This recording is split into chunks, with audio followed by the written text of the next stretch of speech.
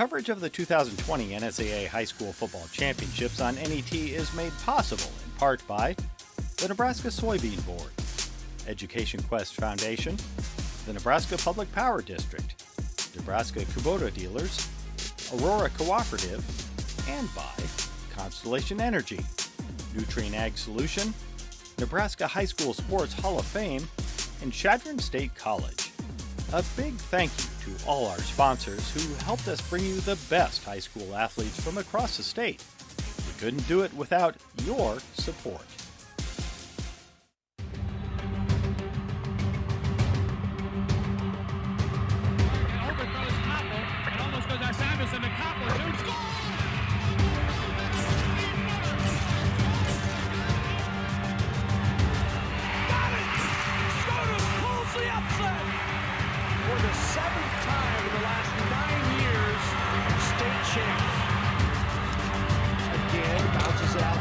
Some room. In there for the touchdown. Coming home here in lane 5, well out in front of the field. And Malachek touches in a time of 52.92, a new high school national record. Back to back to back to back state champions.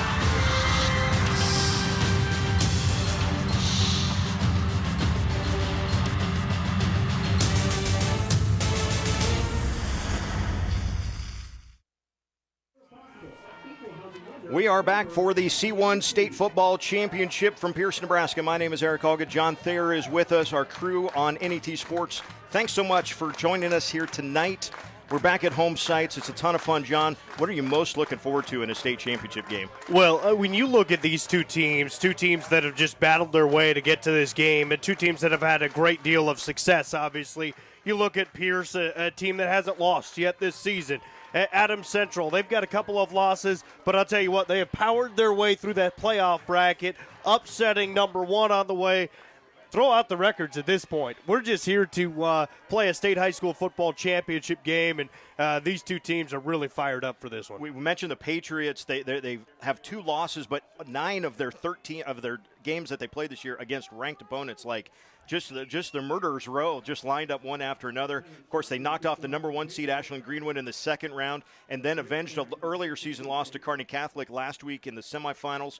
A couple of interceptions of future Husker Heinrich Harburg in that game ended up sealing the game, and it's an Adams Central team that, they haven't been to this part of the stage since 1993. Their only state championship game appearance in school history came back in 93 when they played SCOTUS in Class B. We're in different classes now. Pierce, they've got the advantage, if you will, of home field and playing at this level a year ago. It's the C1 Championship, and we're underway from Pierce High School. Bluejays will receive the opening kickoff. And right into the middle, some pads popping on the opening kickoff, and we are ready to go. That was Tyler Race, who will get the start at running back for the Bluejays, and Coach Mark Bramer, 27th year as a coach. 26 total seasons here at Pierce, and 25 of them as the head coach. He took off the 2005 season to become principal, and then, as his story goes, begged to come back and coach. So they said, okay, Coach, we'll let you back. When you have the bug, you have it.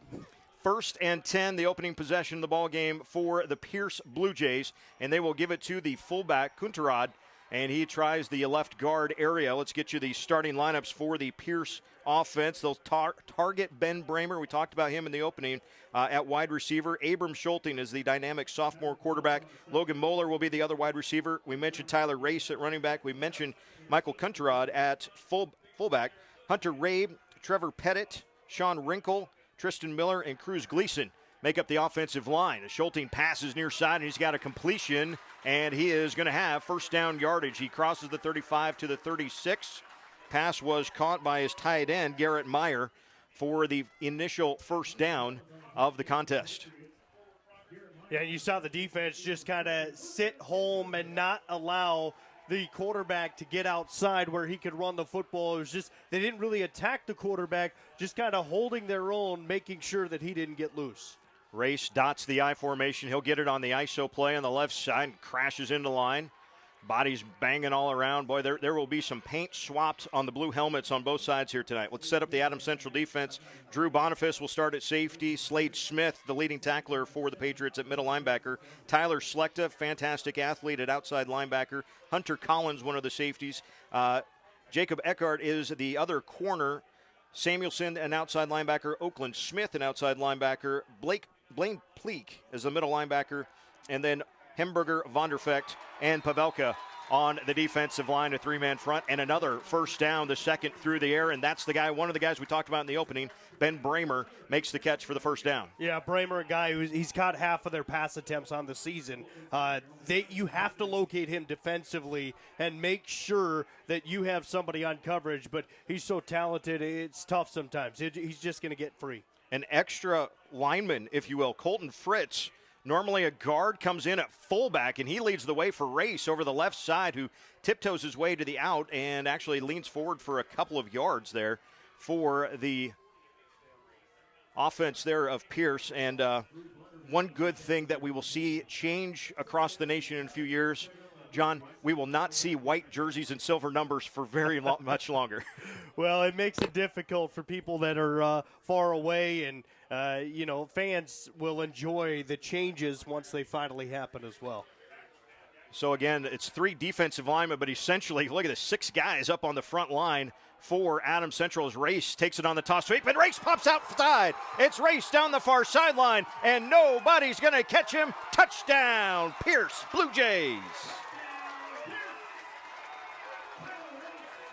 Tyler Race takes it 48 yards for the touchdown run. What a great job on the outside, sealing off blocks. He got to the edge, found some space, and then just followed blockers. Made a couple of guys miss, and he's a tough guy to catch up to. Guy who's nearing 1,000 yards on the season the way it is, and an explosive play for Pierce. Jaden Roth on for the extra point kick. It is low, but it does not matter how it goes through, just that it goes through. 7-0, Blue Jays on top, 9:43 to go first quarter. We will come back to Pierce High right after this on NET Sports. Constellation is a natural gas supplier helping inspire young Nebraskans through hands-on learning. Constellation has given more than $290,000 to 4-H and FFA organizations across the state, helping support youth in your community with opportunities to achieve real-world success. Because we believe that powering communities means empowering our future leaders. With Constellation, a contribution to 4-H and FFA is in the stars.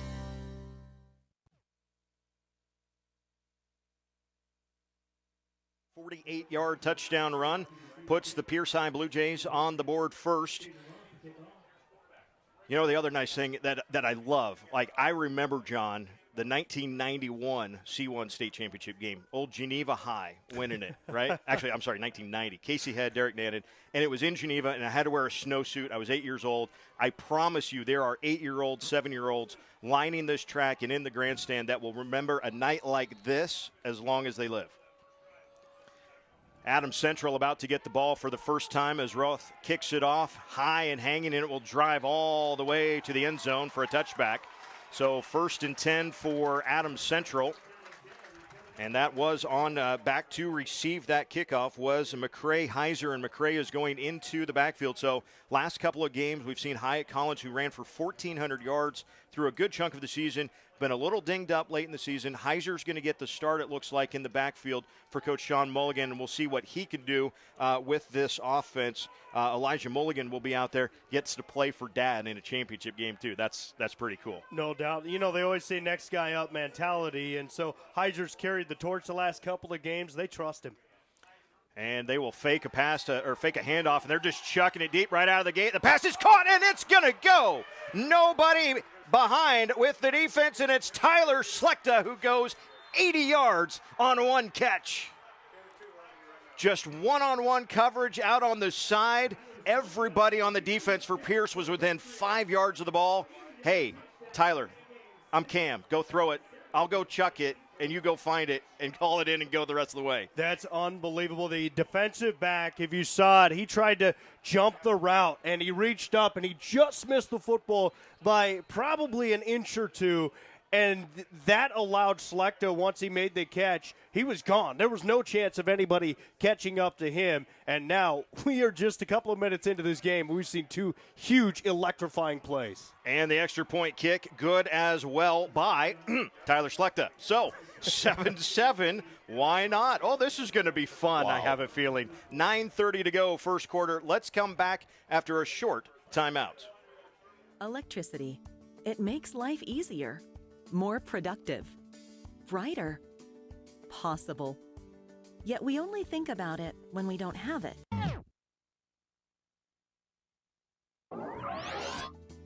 The next time you're doing, well, anything, think about how electricity makes it all possible. And know we will be there, powering your everyday, every day. Tony says loud and clear. Loud and clear. Us from Pierce High School. It is 7-7 here in the opening period. We've played 2.5 minutes of football, and we have 155 yards of offense and 2 touchdowns. And only one team has snapped it once. Yeah, it's been big plays. I mean, I think what Pierce run, they ran about 5 plays on their drive, and Adams Central just 1 play and that was a huge answer. Look, they've lost a couple of times this year. They're not the favorite. They're the road team in this game, right? And they gave up that big run to Tyler Race, 48 yards for a touchdown. They needed an answer. They did it on that touchdown pass of 80 yards. It'll be Race and Logan Moeller back deep. And it will be Moeller on the far side that will take this return as he angles back towards the middle, and he is going to be wrapped up and hog-tied right about there. Across the 20, but not much more than that. One of the guys down there for Adams Central was Sam Dirks. So 1st and 10 for Pierce High at the 21-yard line. You know, Pierce has thrown the ball a couple of times in this game. There was a penalty, a block in the back on Pierce, so that's going to move their starting position back. But both teams have, what have we seen, 3 combined passes, I think? All 3 passes so far have been play-action passes. So each of these teams, we've talked about how much they run the football. Each of them have only thrown the ball about 1,500 yards or so on the season. They're going to utilize that run game to try to set up the passing, and the play-action passes certainly can do that. So this will be from their own 11 is where, after, John, you mentioned the penalty to start things up. Now we got kind of some late substitutions from Coach Bramer and the Blue Jays. One thing of note, if you see the sidelines and notice that players are like beyond the team box, that's new this year in an advent of trying to get more social distancing on the sideline. Players are allowed to go from 10 to 10 each end of the field. I believe that was Race who carried that one over the left side for just a couple of yards. Actually, it was number 1, I beg your pardon. That was Ostrick that had that carry for about 4. 2nd and 6 upcoming. That Adams Central defense will be interesting. You know, they list 3 defensive linemen in the starting group and then 4 linebackers. But really, we've seen them put basically 5 or 6 guys on the defensive front and trying to let those linebackers roam free. Toss sweep. Here's Ostrick on the sweep play. Looking for an edge and some blocks. Doesn't get much there. Good defense as it flowed inside out. And it was led by 33, Grant Troush, a sophomore. Not one of the starters, but making that play on 2nd down. Well, Troush showed his speed. He came on the backside and just continued to follow. Didn't try to take any shortcuts. As soon as Ostrich tried to make his cutback, it slowed him down enough that Troush was able to catch him from behind and make the stop. The matchup to watch is moving to the far side of the field. Ben Bramer guarded by Tyler Selecta. You got to figure probably at least Selecta is guarding Bramer all night. Will Bramer guard Selecta after he catches the first touchdown pass? Play action on 3rd and 4 out in the flat, and it is nearly intercepted. In and out of the hands of the defender. Oakland Smith was smelling 6 on that one. Boy, he got too excited. It's the old try to get upfield before you secure the football. That one right into his hands. That would have been a huge play for Adams Central, but now they've got Pierce backed up to a 4th down situation. Adams Central has a chance to get really good starting field position. Yep, Bramer will go back into punt formation, and it will be Elijah Mulligan, head coach Sean Mulligan's son, who will go back to receive this punt. Bramer standing at about his own 4-yard line. A little bit of a high snap, kind of slow, but Bramer pulls it down. Wobbling kick. And Mulligan will let it bounce, and he will eventually get away from it. Boy, he looked at that for an awful long time. In fact, he stayed real close to it. But a really good kick, considering it was kind of a high snap, all the way out to the 37-yard line. That's where Adams Central will have it 1st and 10 for the Patriots. So the Patriot defense gets the first stop of the game. That feels kind of important right now. Yeah, and I'll tell you what, watching that last punt, that's something Adams Central is going to watch. If that snap is slow developing to the punter, they're going to, at some point in this game, dial up the punt rush. So Foster will go again in a pistol, and he will have kind of the same formation they had on their opening play. Sends his running back out in motion, and it's a straight drop back for Foster. Looking now, has a chance to run. Foster will take off, and he slips up the field, has a first down and a lot more. Foster into Pierce High Blue Jay territory, down inside the 40-yard line. A wonderful little scamper for a guy that does not run the ball a lot. Only 23 carries on the regular season and coming into tonight's game, but that was a well-timed run from a really good athlete. Foster picks up a big yard play and a first down. Yeah, I think 26 yards on that run, and he just ran out of time, and then he just darted through. He found a lane, started going left and right and back and all over, and then just use your speed. Get upfield, give yourself a first down. Heiser still in the backfield. That little bunch to the right. Heiser will get his first carry, slams in the line, and boy, he gets slammed down hard. One of the defensive linemen in there was Derek Coulterman, had him by the ankles, the senior across the defensive front. Just a couple of yards there for Heiser. It'll be 2nd down and 8. You know, this is where Adams Central needs to establish their running game. We've seen them hit that big pass for a touchdown, then a pass play broke down, and they ran the quarterback. They really want to get Heiser and these running backs going upfield. That's going to be critical for them in this game. Foster in that pistol again. Handed off, coming to the near side, little zone play, and into the line, and boy, just stood straight up, and then was the ball out? Was forward progress stopped? Officials will look at each other. Pierce has the football coming out of there. Officials are looking, was the play stopped? And our head official, Chris Marachek, comes in, and they're going to say progress was stopped before the backwards came, and that's when the ball came out. We don't have replay in high school. Oh, by the way, actually we would have. That's it. Oh, yeah. I don't know if we should mention that. If we were in Memorial Stadium, we would have the ability to have replay just for this game. Right. That's not an option here with our broadcast, though. Right, and I think this is the right call because he ran into a wall of Pierce Blue Jay defenders, was taken back a couple of yards before they all got excited about the ball being loose. So I think that is the right call. So 3rd down and about 5 to go. Foster on the roll out to the right, but before anybody goes anywhere, a illegal procedure against the Patriots is going to make this 3rd and 10 upcoming.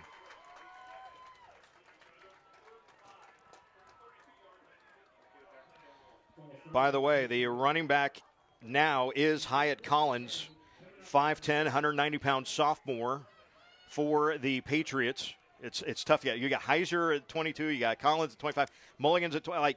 You got all your running backs have nearly the same number, and it's really tough to see. You probably see it better on TV than we can in the booth. So after the penalty, 3rd and 10, Foster will start with an empty set and 3 receivers out to his right. Keep an eye, that's Slechta at the bottom of your screen that had the big touchdown catch on the first possession. Foster will look to the right, over the middle, wide open and incomplete. Boy, Foster took a licking. He got a big-time hit from Coulterman. Derek picks him back up, and it will be 4th and 10. But, boy, if that ball's 2 feet lower, that might be another 6 for the Patriots. And credit the pass rush for forcing that throw a little bit high because quarterback saw him coming, and he had to bail out of his throw a little bit off of the back foot. Anytime you do that, it's going to sail the football just a little bit too high, and that's what happened. Incomplete. Now Adams Central, they're going to punt and play the field position game. Yeah, so 4th and 10 from the 37. Oh, high snap, but pulled down. And an end-over-end kick. We'll see what this bounce does. The Patriots have a chance to down this thing well, and they do inside the 3-yard line. Beautiful. It's Hyatt Collins that downs it there. So not a great snap, but a good kick is what it ended up being. And it will be a change of possession with Pierce with a long field to go. We've seen a couple of rough snaps, one for each team on those punts. We're going to see a block punt in this football game before it's over. It's taken too long to develop, and these coaches are going to see that and send somebody after it. But I'll tell you what, that was a low punt. They got the roll. Pierce backed up. Hey, this will be Krunterod on the fullback dive. Just trying to get something away from the goal line. Maybe got a couple of feet on the play. Just a rugby scrum under there. One of the guys underneath was Sam Hemberger, senior, 205 pounds, 6'2". It's a tall Adams Central team, too. A lot of long, lean athletes for the Patriots. You know, another thing, we had such a flying start for both teams, right? Pierce right down the field. Adams Central, one play, touchdown. That's a lot of emotion. Championship game, and then everybody scores right away. Man, who's got the little stamina to make the plays when you need them? Over the middle, that pass. I don't think Ben Bramer quite thought that was intended for him. He almost pulled down like, whoa, wait a minute, that's not for me. No, talk about he's a tall wide receiver, and that thing was thrown a little bit too high. They faked the toss to the running back coming around to the right side of that offense, and then tried to turn and throw it backside, and I think quarterback just rushed the throw a little bit. We've seen that. You talk about the emotions running high. We've seen both quarterbacks now sail one too high for the receivers to go grab it. That defensive pressure gets in there, and that plant foot doesn't want to extend all the way out. Schulting will chuck it again. That's Bramer. That was all intended for him, and it is incomplete. Really nice coverage out there for Adams Central. Bramer didn't really have a step. I believe that was, in fact, Schlechter. Yep, Tyler was with him pretty much step for step, and from deep in their own end zone, John has already called it. We're going to see a punt block at some point tonight. But this is kind of danger territory right now for Pierce. No question about it. Anytime that you're backed up and it's a short, you can get some rush on it. Punter's got to watch for that inline as well. We'll see if they come after it. Check out the snap. Krunterod goes in motion. That's the signal. Snap much better this time and just gets away. Bramer gets off a beauty, though. But this will be fielded at the 42 by Mulligan. Penalty flag going to come down right where he caught it. Going to get a block in the back. So the return, which would be pretty nice, is going to be for naught. And we're going to move back probably around midfield stripe is where Adams Central is going to have this when our head official, Chris Marachek, sorts everything out. Official also on the near side reminding Pierce, hey, you guys got to scoot back. I know we're at home, but we're crowding that play. And that's exactly what the penalty flag was for, is a sideline warning on Pierce. The official, he threw it basically straight up. He didn't throw it like he was trying to mark where a penalty happened. He threw it straight up because you're right. You're going to have the coaches. They need to assign one of those assistants to be the get-back guy. The get-back coach. You got to get back past the line, and now it's just a warning, basically, right, to start. And then first time's a warning. Yep. Next time's a penalty, though. Correct. So 1st and 10, great field position. This is Collins looking for the outside. Evades one, slams his way forward. He'll pick up a few yards on that play. You can see probably not still a full 100%. It was a bum ankle towards the end of the season for Hyatt, but he will head back to the huddle and be ready. Still got 5, almost 6 yards out of that play. Yeah. So great opportunity for Adams Central. He's a tough kid, and you could tell he was favoring that ankle as he went back to the huddle. But you don't miss a game like this if you can avoid it. And he's going to keep trying. He broke a tackle there, shows he does have some strength and mobility in that injured ankle. 2nd down, mid-range to go. Foster, play action, looking right now. He's got pressure, and here comes the sack. Thrown down behind the line of scrimmage by Sean Wrinkle, the senior defensive tackle, and it's 3rd and long upcoming. The pressure got there a little faster. It was Pierce's, has now stated, John, they have stated exactly what they're going to do on defense. They're going to pressure the quarterback. They're bringing blitzes, and they're going to play one-on-one on the outside. We saw it work for Adams Central on the very first play, but Pierce has got a couple of sacks since that first play, too. Yeah, or it's either sacks or quarterback pressures. That defensive line, those linebackers, they're going to be important to try to throw Adams Central off of their game. That was a big-time sack. That was a great play. So 3rd and 15. Now Pierce does back off a little bit, and Adams Central just going to run it. This is Foster, and he's barely going to make it back to the original line of scrimmage as he gets snaggled up quickly. got maybe 2 yards on the play, and it's going to be 4th down. And the net yardage of this drive is going to be about -3 right now. It was a good start after the punt return, but couldn't generate anything. Yeah, he had the run on the inside, and it's where he started to go, but then he overthought about it, and he tried to get to the outside, and he ran right into the pressure. Now Pierce has to take a timeout. They weren't going to get everybody off of the field in time. Adams Central saw it.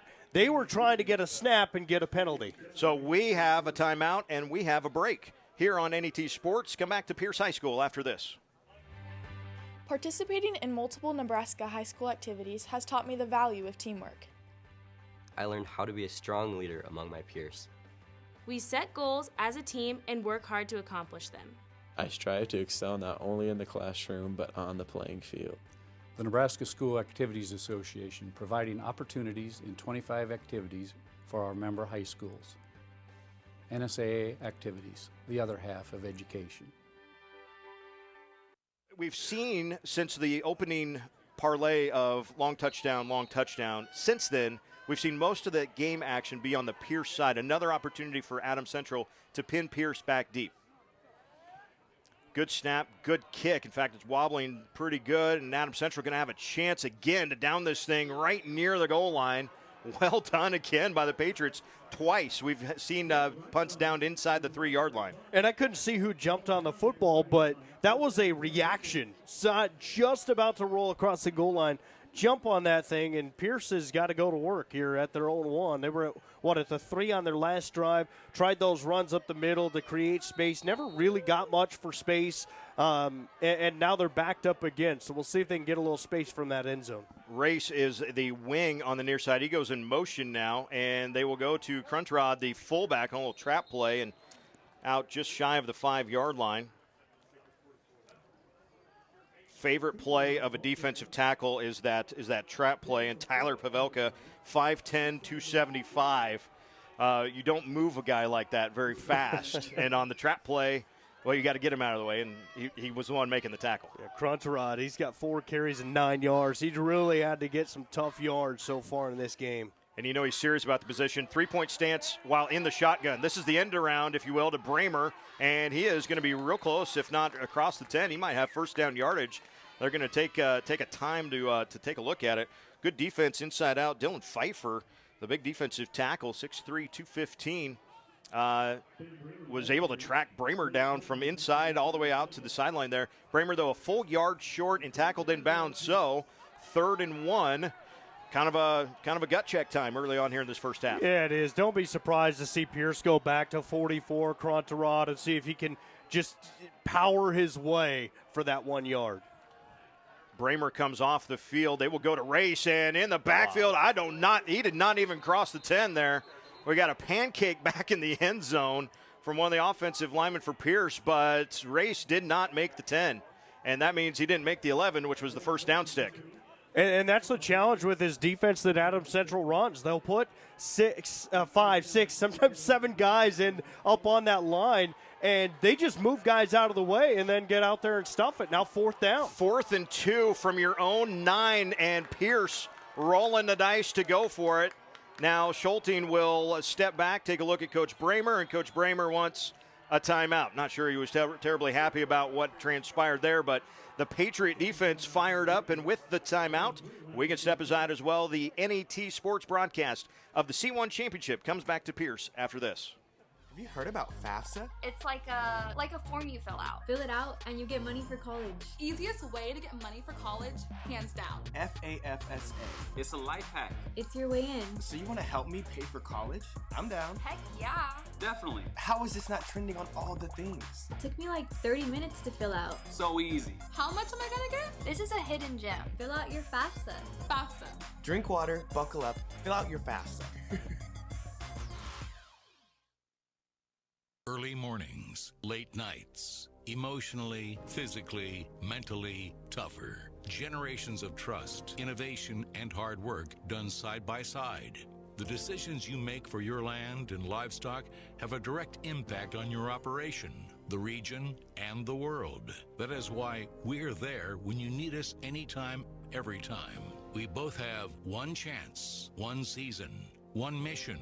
Tougher together. Aurora and you. All right, 4th and 2. Pierce does elect to line up in punt formation from their own 8. Rolled out the offense initially, but now they do go back to punt. Bramer gets the snap, gets off the kick, nice and high and hanging. Mulligan will field it at the 48. That's Heiser, and didn't have much of a block in front, just kind of slips down at about the 38, but still, again, fantastic starting field position. The Patriot defense, which has been solid this entire game after that first drive, gives their offense another opportunity. You know, it's going to be interesting to watch these runners. Heiser, when he caught that football, slipped, and then he got upfield, and he basically tackled himself by slipping on a cutback. So footing a little bit tough on that football field right now. You know, I was out there about 1 o'clock when we arrived to get things set up. That grass is mowed short. That is not. We're not playing at Northwestern by any means, right? It is short grass out there. So as it gets cold, yeah, that will be almost frozen. We've been warm. We got a lot of snow last week as that center quarterback exchange was bobbled, but it does look like Foster was able to jump on it. Well, I think what happened was that I think the center hit his own leg with the snap. The ball barely got behind the center, and then it was rolled around, and now we've got a stoppage. The quarterback for Adams Central jumped on the football, and he's slow to get up. Yeah, that's Cam Foster. Everybody's standing around him. Dove in there. An issue with the helmet, it looks like. Okay. Or maybe they had a couple of guys get tangled up. A couple of helmets came off. I think that was the slowdown. One of the defensive linemen for Pierce is putting his helmet back on. Wrinkle. And Foster's putting his helmet back on. So I think diving into the football, they got tangled up. And everybody's standing around saying, all right, easy now. Get untangled. Then we'll get back to work. So loss on the play on the bad snap there. So loss of 3. So it's 2nd and 13 as we're under 30 seconds to go in an exciting first quarter of play. Foster with, I believe that is Collins behind him in the pistol set. Will hand it off to Hyatt, who lowers his shoulder, and he is across the original line of scrimmage. He'll be tackled at about the 36. So he picks up 5 yards there, and that looks like how we are going to end this first quarter of play. So Pierce takes it just about 5 or 6 plays, ends up with a 48-yard touchdown run from Tyler Race on their first possession. Adams Central goes 80 yards in one play. Foster to Slechta. Since then, all defense, a lot of punts. And we come back for the second quarter of the C1 Championship in Pierce after this. All right, it's time to talk about us. Not him, not her, not them. Us. Thanks to us, things have been great. In fact, you can find us just about everywhere. Your food, that's us. Your food's food. That's us too. Your fuel, that's us. And should anyone out there happen to doubt us, by all means, just watch us. Chadron State College, offering 2 Master of Education programs completely online, education administration, and curriculum and instruction with course options. Chadron State College also offers other online master's programs, including business administration, human services, sports management, and more. Chadron State College, serving Nebraska and beyond since 1911. Information at csc.edu. Eric Augen and John Thayer with you on NET Sports coverage of the C1 Championship game in Pierce, Nebraska tonight.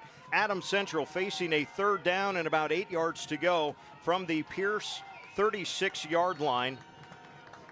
Big pass play to Tyler Slechta really has been about the extent of the offense, though, for Adams Central. The defense has played fantastic, but the offense hasn't quite gotten anything consistent. Foster rolling to his right, will launch it deep. Slechta is open, but overthrown. Foster had his buddy, but just overthrew him. It'll be 4th down and 8. Well, Foster's trying to get him to release because he's feeling the pressure and he's rolling out to the sideline, and he can see that if his receiver, Slechta, releases, they've got an easy score, and he just sailed it a little bit too high. I think he thought maybe Slechta would release a little bit sooner, so he sailed the football to where he'd catch it in stride. He takes about 4 yards off of that throw.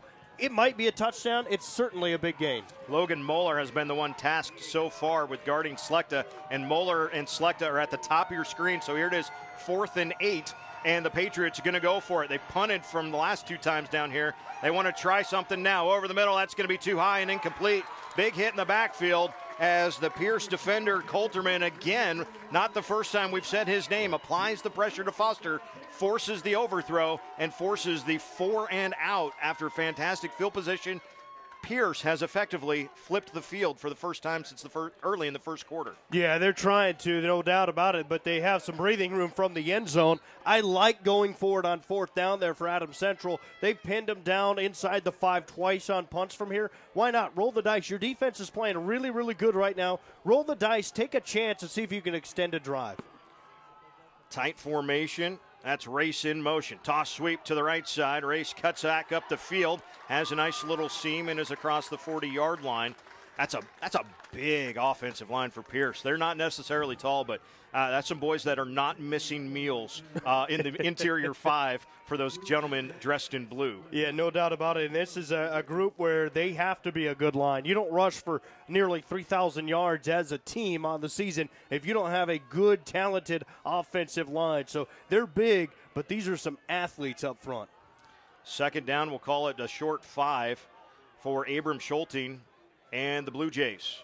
Fake the sweep, fullback dive. Cruncherod bounces off the first guy and will not make it. Well, he got slowed down just enough. Looked like maybe he was going to have a chance to get outside, but the defender there was a single. No, was that Schlechter that came up from the corner spot that ended up making the tackle? And, boy, what could have been actually a big play if Cruncherod could have got out there just a step faster, ends up being basically no gain, and we'll call it 3rd and 4 for Pierce. Bramer is split out to the top of your screen. Schulte in the shotgun once that way, and Bramer's got the catch. He will have, if they give him all the way, and they will, on the forward progress, they will give him the first down. And when in doubt, go to Bramer. That's been the mode of operation for the Blue Jays. Yeah, if you throw it in his area, there's a good chance he's going to come down with the football, and he did. He made the catch. He got hit from behind. He knew his football smart. He knew where the line to gain was. He got a yard or two past it. That way, when he got driven back, there was no doubt that he was going to have the first down. So 1st and 10 from their own 48-yard line with that ball on the far hash. You see them big boys on both sides of the lines. That's a great shot there. Toss sweep for Race. Looking for the outside. He will be drugged down. Tyler Schlechter pulls him down for a loss on the play. Back to the 45-yard line of Pierce.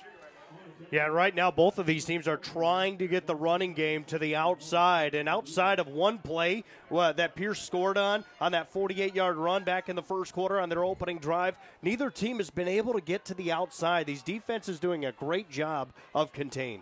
Schlechter on the near side. On defense, he's on Bramer. Schulting looking that way. Now they'll set up a screen. Oh, my, it was so open. But the slip and fall, Cruncherod had 3 linemen and 2 defenders in front of him. Cruncherod, I don't know if he was smelling 6, but he was smelling a big old juicy cheeseburger and caught that thing on the shoulder pads, and out the feet went. What could have been huge ends up being 2 yards. Yeah, that's tough, too, because that football comes in, and you just got to squeeze it with your hands, then turn and get upfield. I mean, they had space, they had blockers. That had a chance to be a big play. 3rd and 12, Schulting play action. Bramer sets up right near the stick. And got it. First down. There goes Bramer, and he is inside down to the 30-yard line of Adams Central. Ben Bramer finally slips free. Caught that one short of the line to gain, actually. Was able to turn it back inside and then head upfield and pick up the first down. And we've mentioned footing a little bit a couple times tonight. The official on the near side even slipping down as he was coming in to mark that play. So, yeah, it's not wet. It is absolutely gorgeous. If you're not out in northeast Nebraska right now, it's as good as you can hope for the end, well, except for yesterday, at the end of November, right? But it's perfect. But it is obviously just a little slick on the surface of the field as Race takes one in the middle and gets it inside the 30-yard line where he is tripped up by Slade Smith. Slade is the middle linebacker, leading tackler for Adams Central on the season. And you can go back for Coach Mulligan, go back to Bill Carlin days. If you're playing middle linebacker for Adams Central, you are one tough dude. Yeah, no doubt. They have a little history there. So 2nd and 8, we got a pass, and this is going to be Schulting looking deep for Bramer. Schlechter was out there, and Schlechter was like, hey, wait a minute, I had a chance at that. That should be interference on Bramer. Little bump, nothing warranting a flag, though. Well, and I think what Schlechter did when he turned around, he put out his arms like a basketball screen almost. He wasn't going to let Bramer get to that football, and I thought both players played that very well, and he did a good job. He took the better angle defensively at that football. Yeah, I don't know if you knew the corner route was coming, but he almost ran the route for Bramer that time. So 3rd and 8 now. Slechta and Bramer, they're both out there to the right side. And Schulting will look over the middle, and it is caught at the 10, slipping a tackle, 5, reaching, lunging, touchdown, Pierce. The catch made by Logan Moeller. Touchdown from 28 yards out. And just a great job. Stand in there, deliver the pass. It was wide open in the middle, and then you just let Moeller go to work. He slipped the one tackle, and then he had one guy to beat, and he got to the outside. He got hit, but had the presence of mind to stretch out, reach the football across the goal line for the score. Take a look at quarterback Abram Schulting. He delivered a strike that time. We've seen a couple of those passes over the middle sail a little high. That one did not. That kick was excellent from Roth that time. It was a little squirrely the first time. That one a no-doubter. And it's Pierce 14, Adams Central 7 here in this first half. Let's take a break. Let's come back to Pierce. Let's do it after this. Interactive exhibits for all ages bring sports to life at the Nebraska High School Sports Hall of Fame. Nebraska's history of high school sports is alive, while historic memorabilia preserve the rich heritage. The High School Sports Hall of Fame is fun for fans of all ages, including families like mine. Inside the NSAA headquarters at 500 Charleston Street, just north of Haymarket Park in Lincoln. More information at nebhalloffame.org. My name is Dan O'Neill. I am an NET Foundation board member from North Platte, Nebraska. From the western edge of the state to Lincoln or Omaha is a long ways. So state wrestling, state basketball, volleyball, all those events, that truly I think brings the state together, because there are just a lot of people that wouldn't be able to attend those events. Join me in supporting NET, Nebraska's PBS and NPR stations. Eric Allgett and John Thayer with you on NET Sports tonight. Pierce High 14, Adams Central 7. 8:04 to go here in the opening half of play. Pierce back on the board on the 28-yard touchdown catch for Moeller from Schulting. That short, high kickoff is returnable, though, for Adams Central, and here comes Hyatt Collins out across the 40, and he is out to the 43-yard line. This will be a great starting field position. I beg your pardon. That wasn't Collins. That was Heiser on the return. Again, 25, 22, we're just 28. We're right there in the same time, and it's tough to see with those silver numbers, but a nice return for Heiser there, and 1st and 10 from their own 43-yard line. Good field position again for the Patriot offense. Well, and Heiser saw how high that kickoff was, that he could stand there and look at the return, the kick coverage team, and understand where he was going to have some space. He hit the hole hard, and it gives Adams Central good field position. Cam Foster will hand it off. That is Hyatt Collins. He squirts through the initial tackle and then leans forward. He's shy of the 50. Tackled by a guy we have said quite a bit, Derek Coulterman, having a whale of a ball game here in this first half along that defensive front. But a good 5, let's call it 6 yards as they put it right to the 49 of Adams Central. I'll tell you what, we talked about the injury to Hyatt Collins, but when he's touched the football, he's getting upfield. I mean, he's getting 5 yards here, 5 yards there, 6 yards here, and he's running the football pretty well. And now a timeout, and that's going to be the 3rd timeout of the first half for Pierce High. So while we have a timeout on the field, let's take a look back at last year's 2019 NSAA State Championship between Wahoo and Pierce. The second-ranked undefeated Wahoo Warriors took on the 4th-ranked and also undefeated Pierce Bluejays for the C1 Football Championship. The Warriors came out strong, taking a 17-point lead into the second quarter. After a fumble recovery, Wahoo drove 27 yards to take a 24-0 lead into the half. In the third quarter, Pierce pinned the Warriors on their own 1-yard line, but Trevor Lubin broke loose for a 79-yard run to set up another score for Wahoo. Lubin went on to finish with 264 yards and scored all 5 of Wahoo's touchdowns. The Warriors' defense was stout, collecting 5 turnovers and shutting out Pierce to give Wahoo a 38-0 win for the school's first state championship.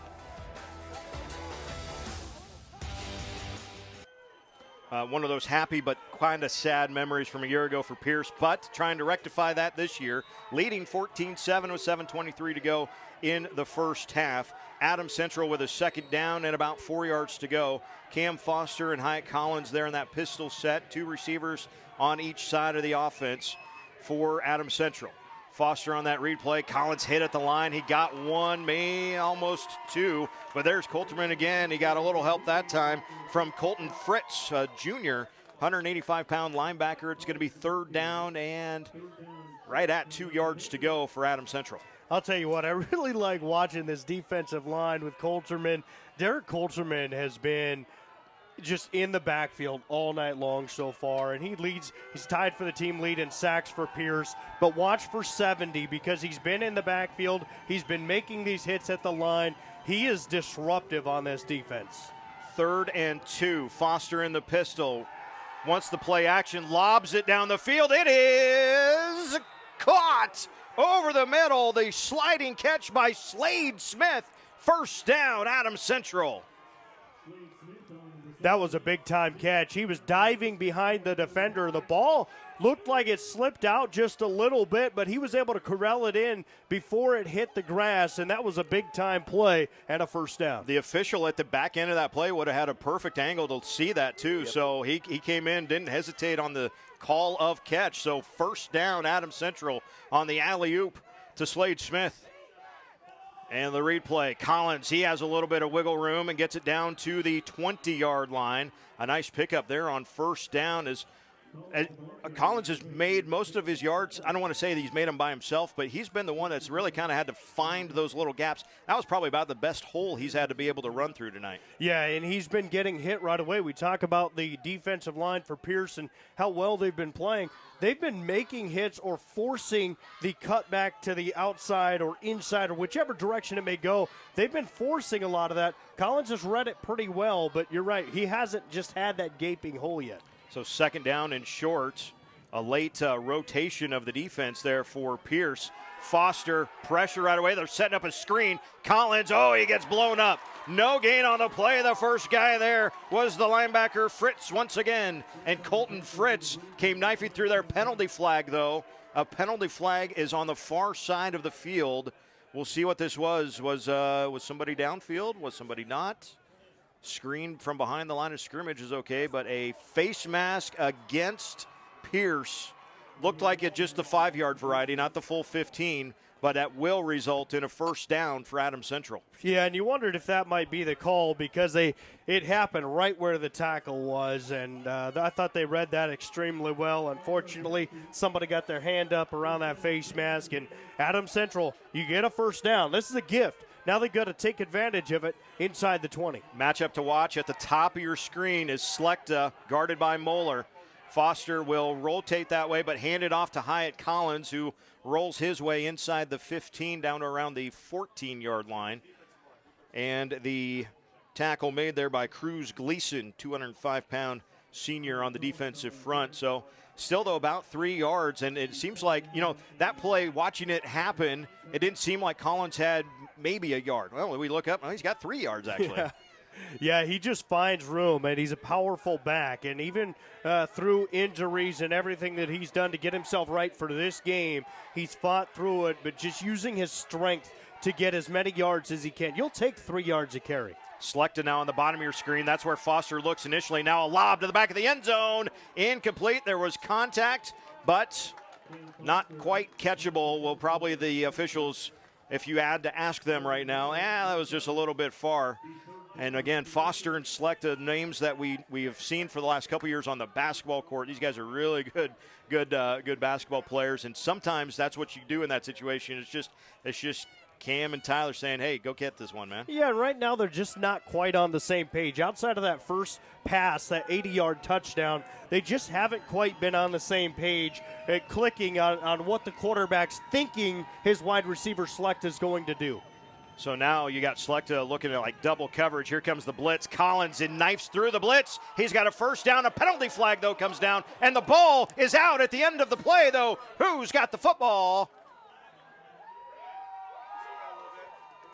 Blue Jays are happy. We're going to move it back somewhere, but Pierce acting like they've got the football. We still have no official signal from our stripes to say, was the ball down? We're looking, there's a couple of points backwards where Collins fumbled that from.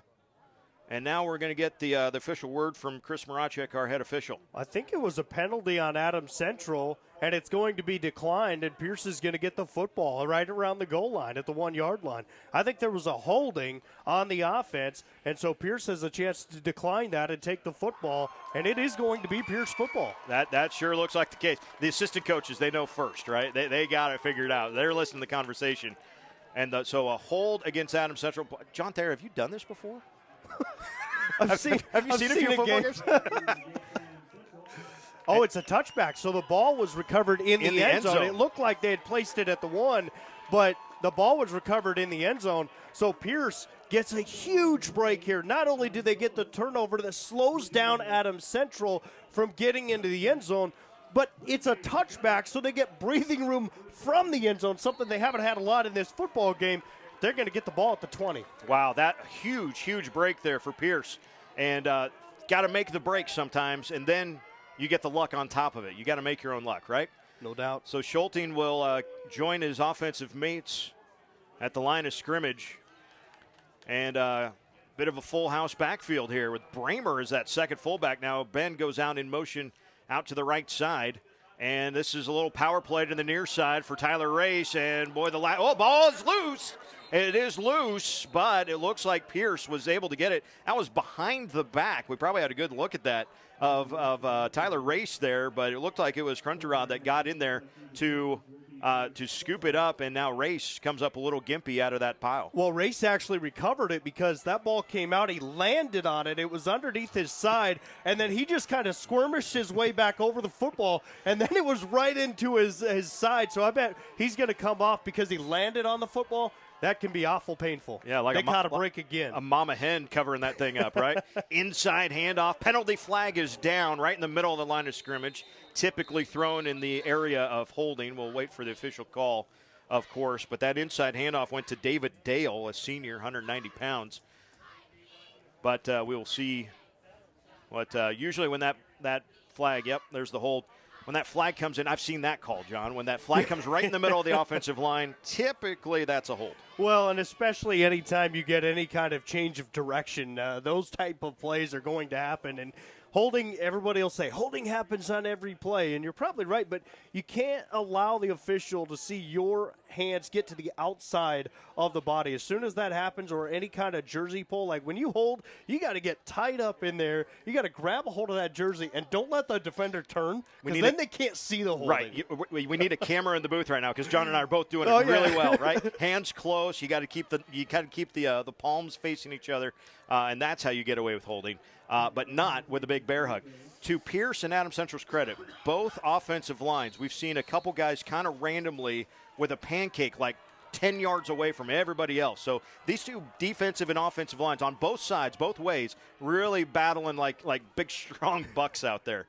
Schulting with an empty set. Now a penalty flag as this one gets going. That's going to be a procedure now against Pierce. So John, what started this drive, they got so lucky on the fumble recovery in the end zone to get the breathing room, but now we've lost the breathing room with the penalties. Well, they start from the 20. They fumble the football and nearly give it right back to Adams Central. And since then, a couple of penalties has them backed up. Where are they at? The 8-yard line? They're way back inside the 10, and this drive started at the 20-yard line. You're going the wrong way. Yeah. Well, I mean, they're going back to school, but, they want to go away from the school right now. So Bramer, again, will start this play in the backfield. That second fullback, Race back there deep. Schulting under center. Now Bramer in motion out to the right side of the offense. And another penalty flag. And Krunterod, he was the fullback dive coming that time. And, boy, Pierce fans are like, what is happening right now?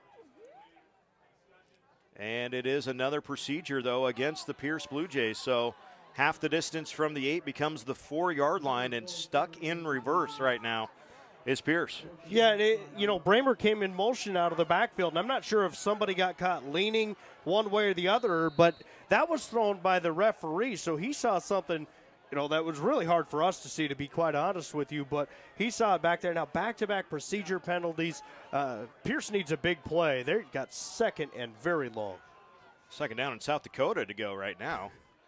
They'll go with the toss sweep, and this is a strike near side. Had some guys out in front of him and gets it, just shy of the 10, so he got a few on that play. That was such a good job by the defense, too. You talk about how many guys that they put up on that defensive line, but they didn't try to go after the ball carrier. They went towards the sideline and stayed lateral, and all you're doing is stringing out that play. And if you can do that and nobody gets greedy trying to make the play, at some point that running back has to cut back, and you've got a guy in the lane.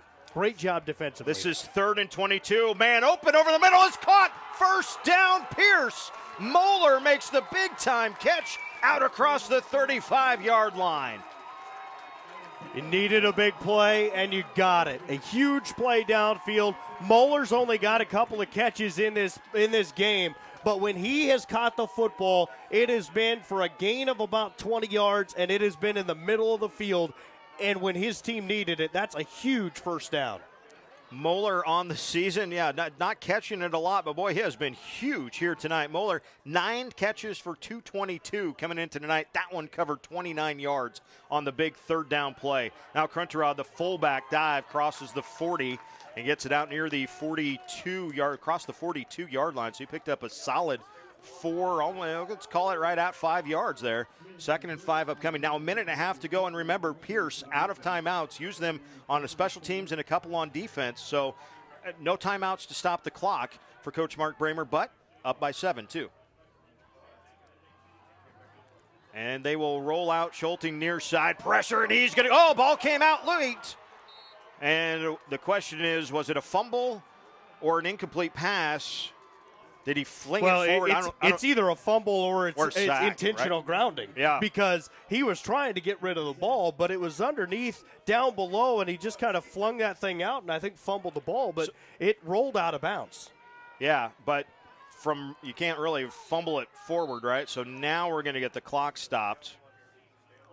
I thought the ball rolled out of bounds. Yeah, so that should stop. The clock, and you can't go forward, so they should go back, I believe, back to the spot. If the ball had advanced, they would go to the yard line to which he released the football. That's exactly what the officials are talking about. Did we get it right? Yep. Are you good? Yep. But they're not going to – I don't think they're going to put time back on the clock. They're down to 50 seconds, and that clock was running. Yeah, it was that whole time. And Moracek says we're going to not wind here. So Pierce maybe lost a couple of seconds, but not winding the clock now. As you see, that is our live scoreboard shot that you're seeing. So if that changes, you'll see it as we see it. So 3rd down now and about 13, 14 yards to go. You wouldn't think Pierce would do anything too crazy, although Schulting will drop back to pass. He looking at Bramer. Paul is free. That's loose in the backfield. And who we got? It looks like it's going to be Pierce that jumps back on top of it. But a timeout going to be taken now by Adams Central. They're going to save some time. That was Drew Vonderfecht who got in there and made the hit, and it was just as Schulting was going to rear back and let that thing fly downfield to his favorite target, Bramer downfield, he was just hit hard by Vonderfecht coming from the backside to force the fumble. We're going to actually add some time. You see our head official, and they're going to change that to 40 seconds on the game clock here in just a second after this timeout. So the defense for Adams Central rises up again.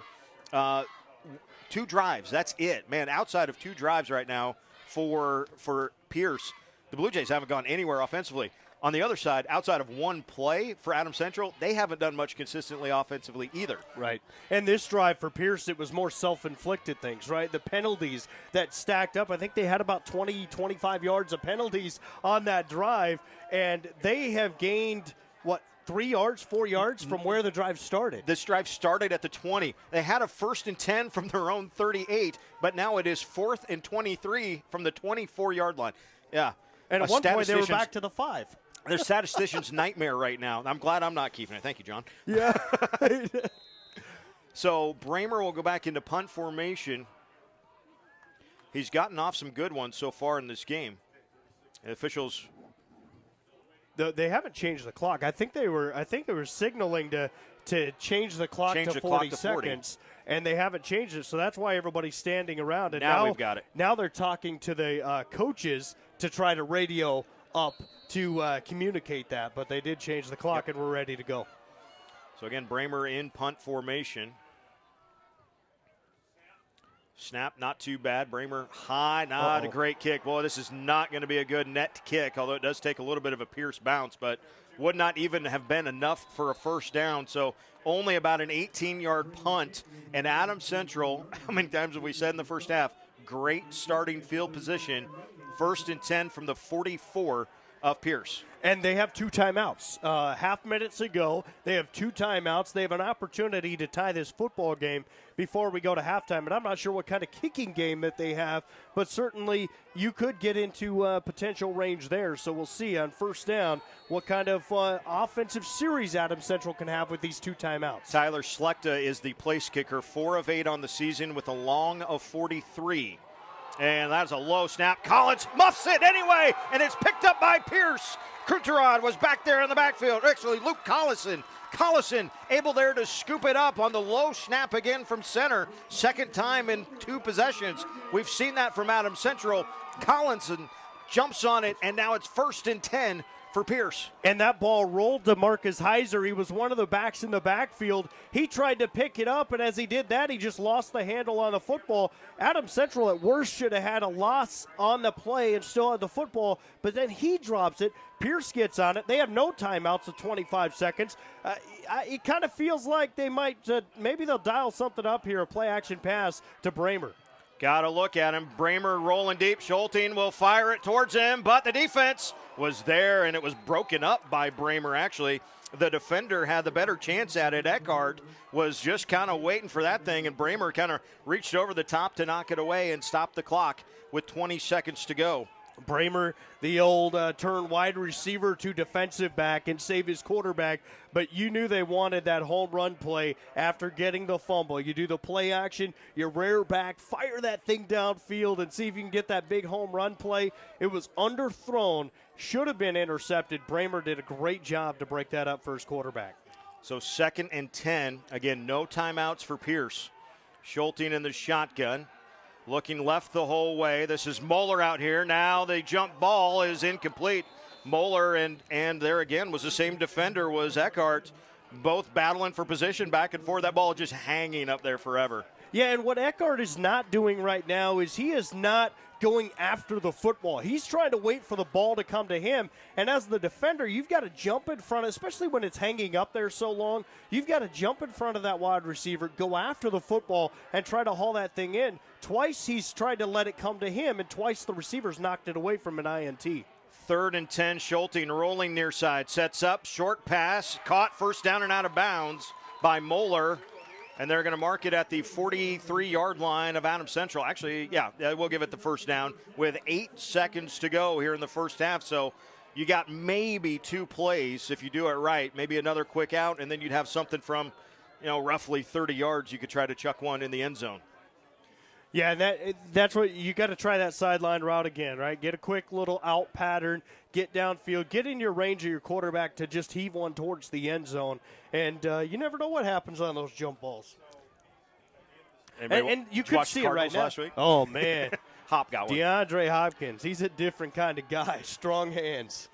1st and 10. Bramer will go out to motion on the right side. Schulting, straight drop back, quick drop back. And it is incomplete. Boy, had Moeller actually kind of coming across on a slant. Now you've got 5 seconds. That play took 3 seconds off the game clock. But if they complete that, the half is over. They don't have a way to stop the unless he breaks tackles. But I thought Adams Central defended that really, really well. So I would have thought they go sideline route to try to get upfield a little bit and then heave it to the end zone. Now we'll see what kind of play they draw up. Do you have the arm to throw it to the end zone? Is this going to be some kind of hook and lateral play? Could be a little trickery coming up to end the half. Why not? Why not? 3 receivers are going to go out to the right. Astrick, Bramer and Delka all out to the right side, but Schulting looking left side for Moeller, 2 defenders, and it's going to be intercepted at about the 10-yard line as Foster came over the top. Quarterback knows what quarterback wants to do, chuck it deep, and Foster able to pick it off, and that is how we will end the first half of play. Lots of offensive fireworks, but really good defense also. Fun game. 14-7 at the halftime break. You are watching the C1 State Football Championship live from Pierce High School on NET Sports.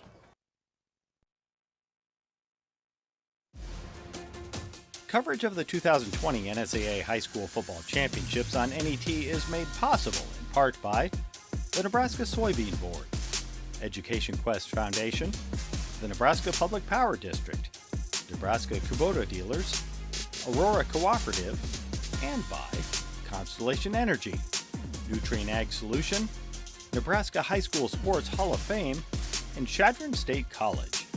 A big thank you to all our sponsors who helped us bring you the best high school athletes from across the state. We couldn't do it without your support.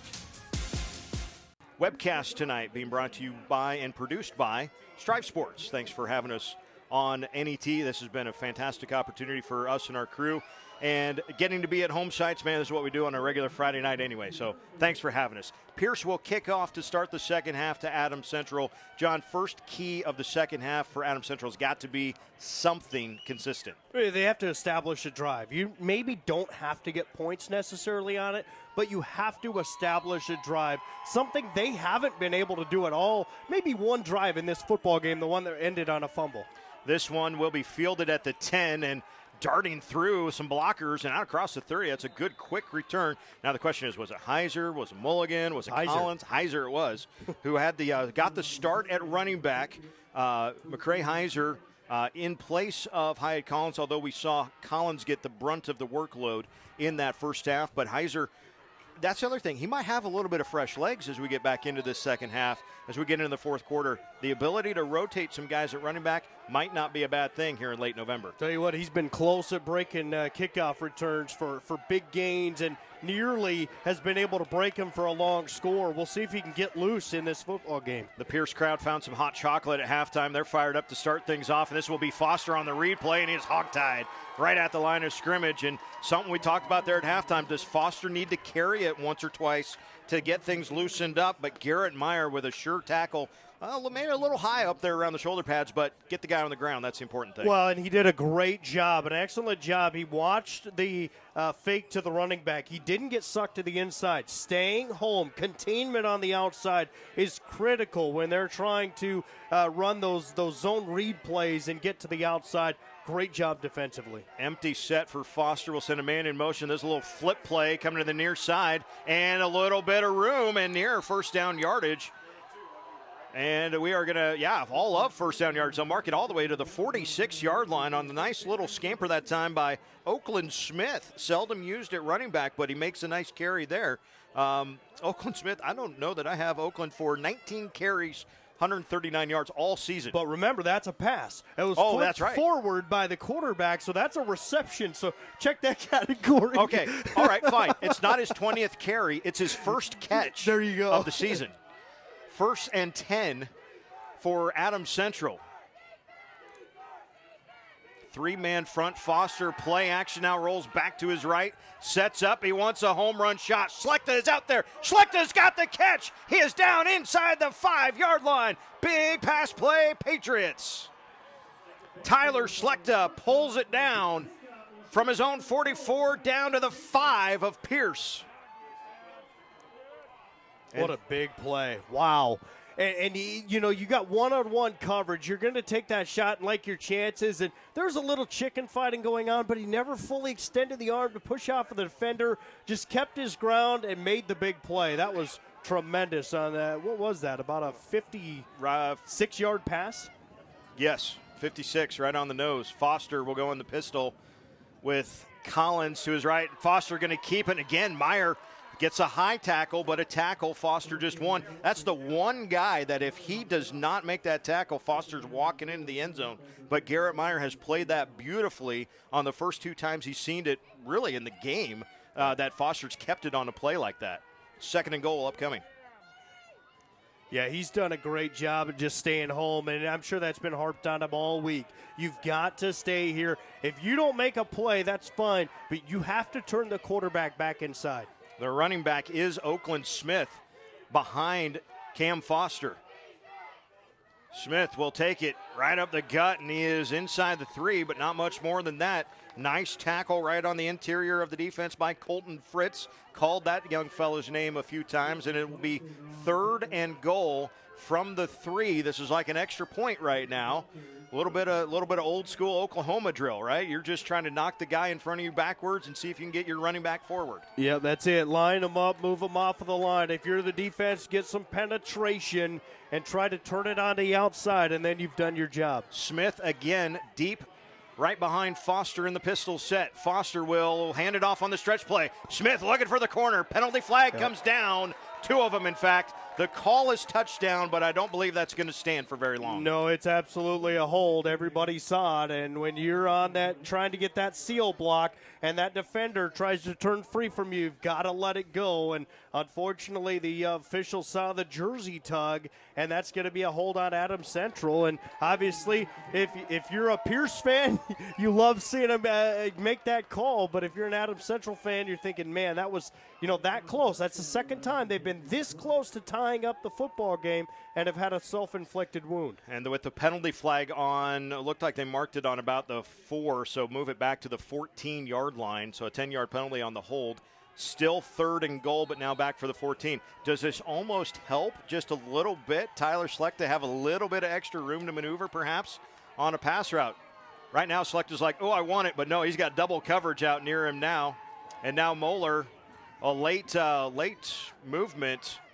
Finally, we get Schulting that will come out and guard Schlecht.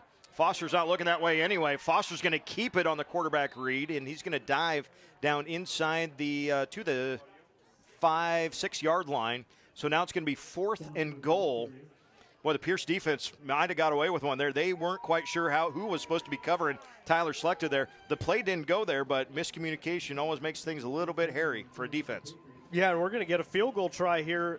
This is interesting with Adams Central, a completely different game plan in the second half. I don't think we saw this type of play in the first half from Adams Central, and we saw that quarterback, that read option play about 3 or 4 times on this drive. So from the 5, mark it at the 12. This would be a 22-yard field goal for Schlecht. Plenty of leg, and the kick is good. So Schlecht from 22 yards out for the Patriots will make it a 14-10 game with 8:15 to go. Remember that one, though. A little asterisk by that. TD wiped off the board due to penalty. Instead of 7, you get 3. You get points. At least you got points this time. Yeah. You go back to that first half where they had the fumble right at the goal line.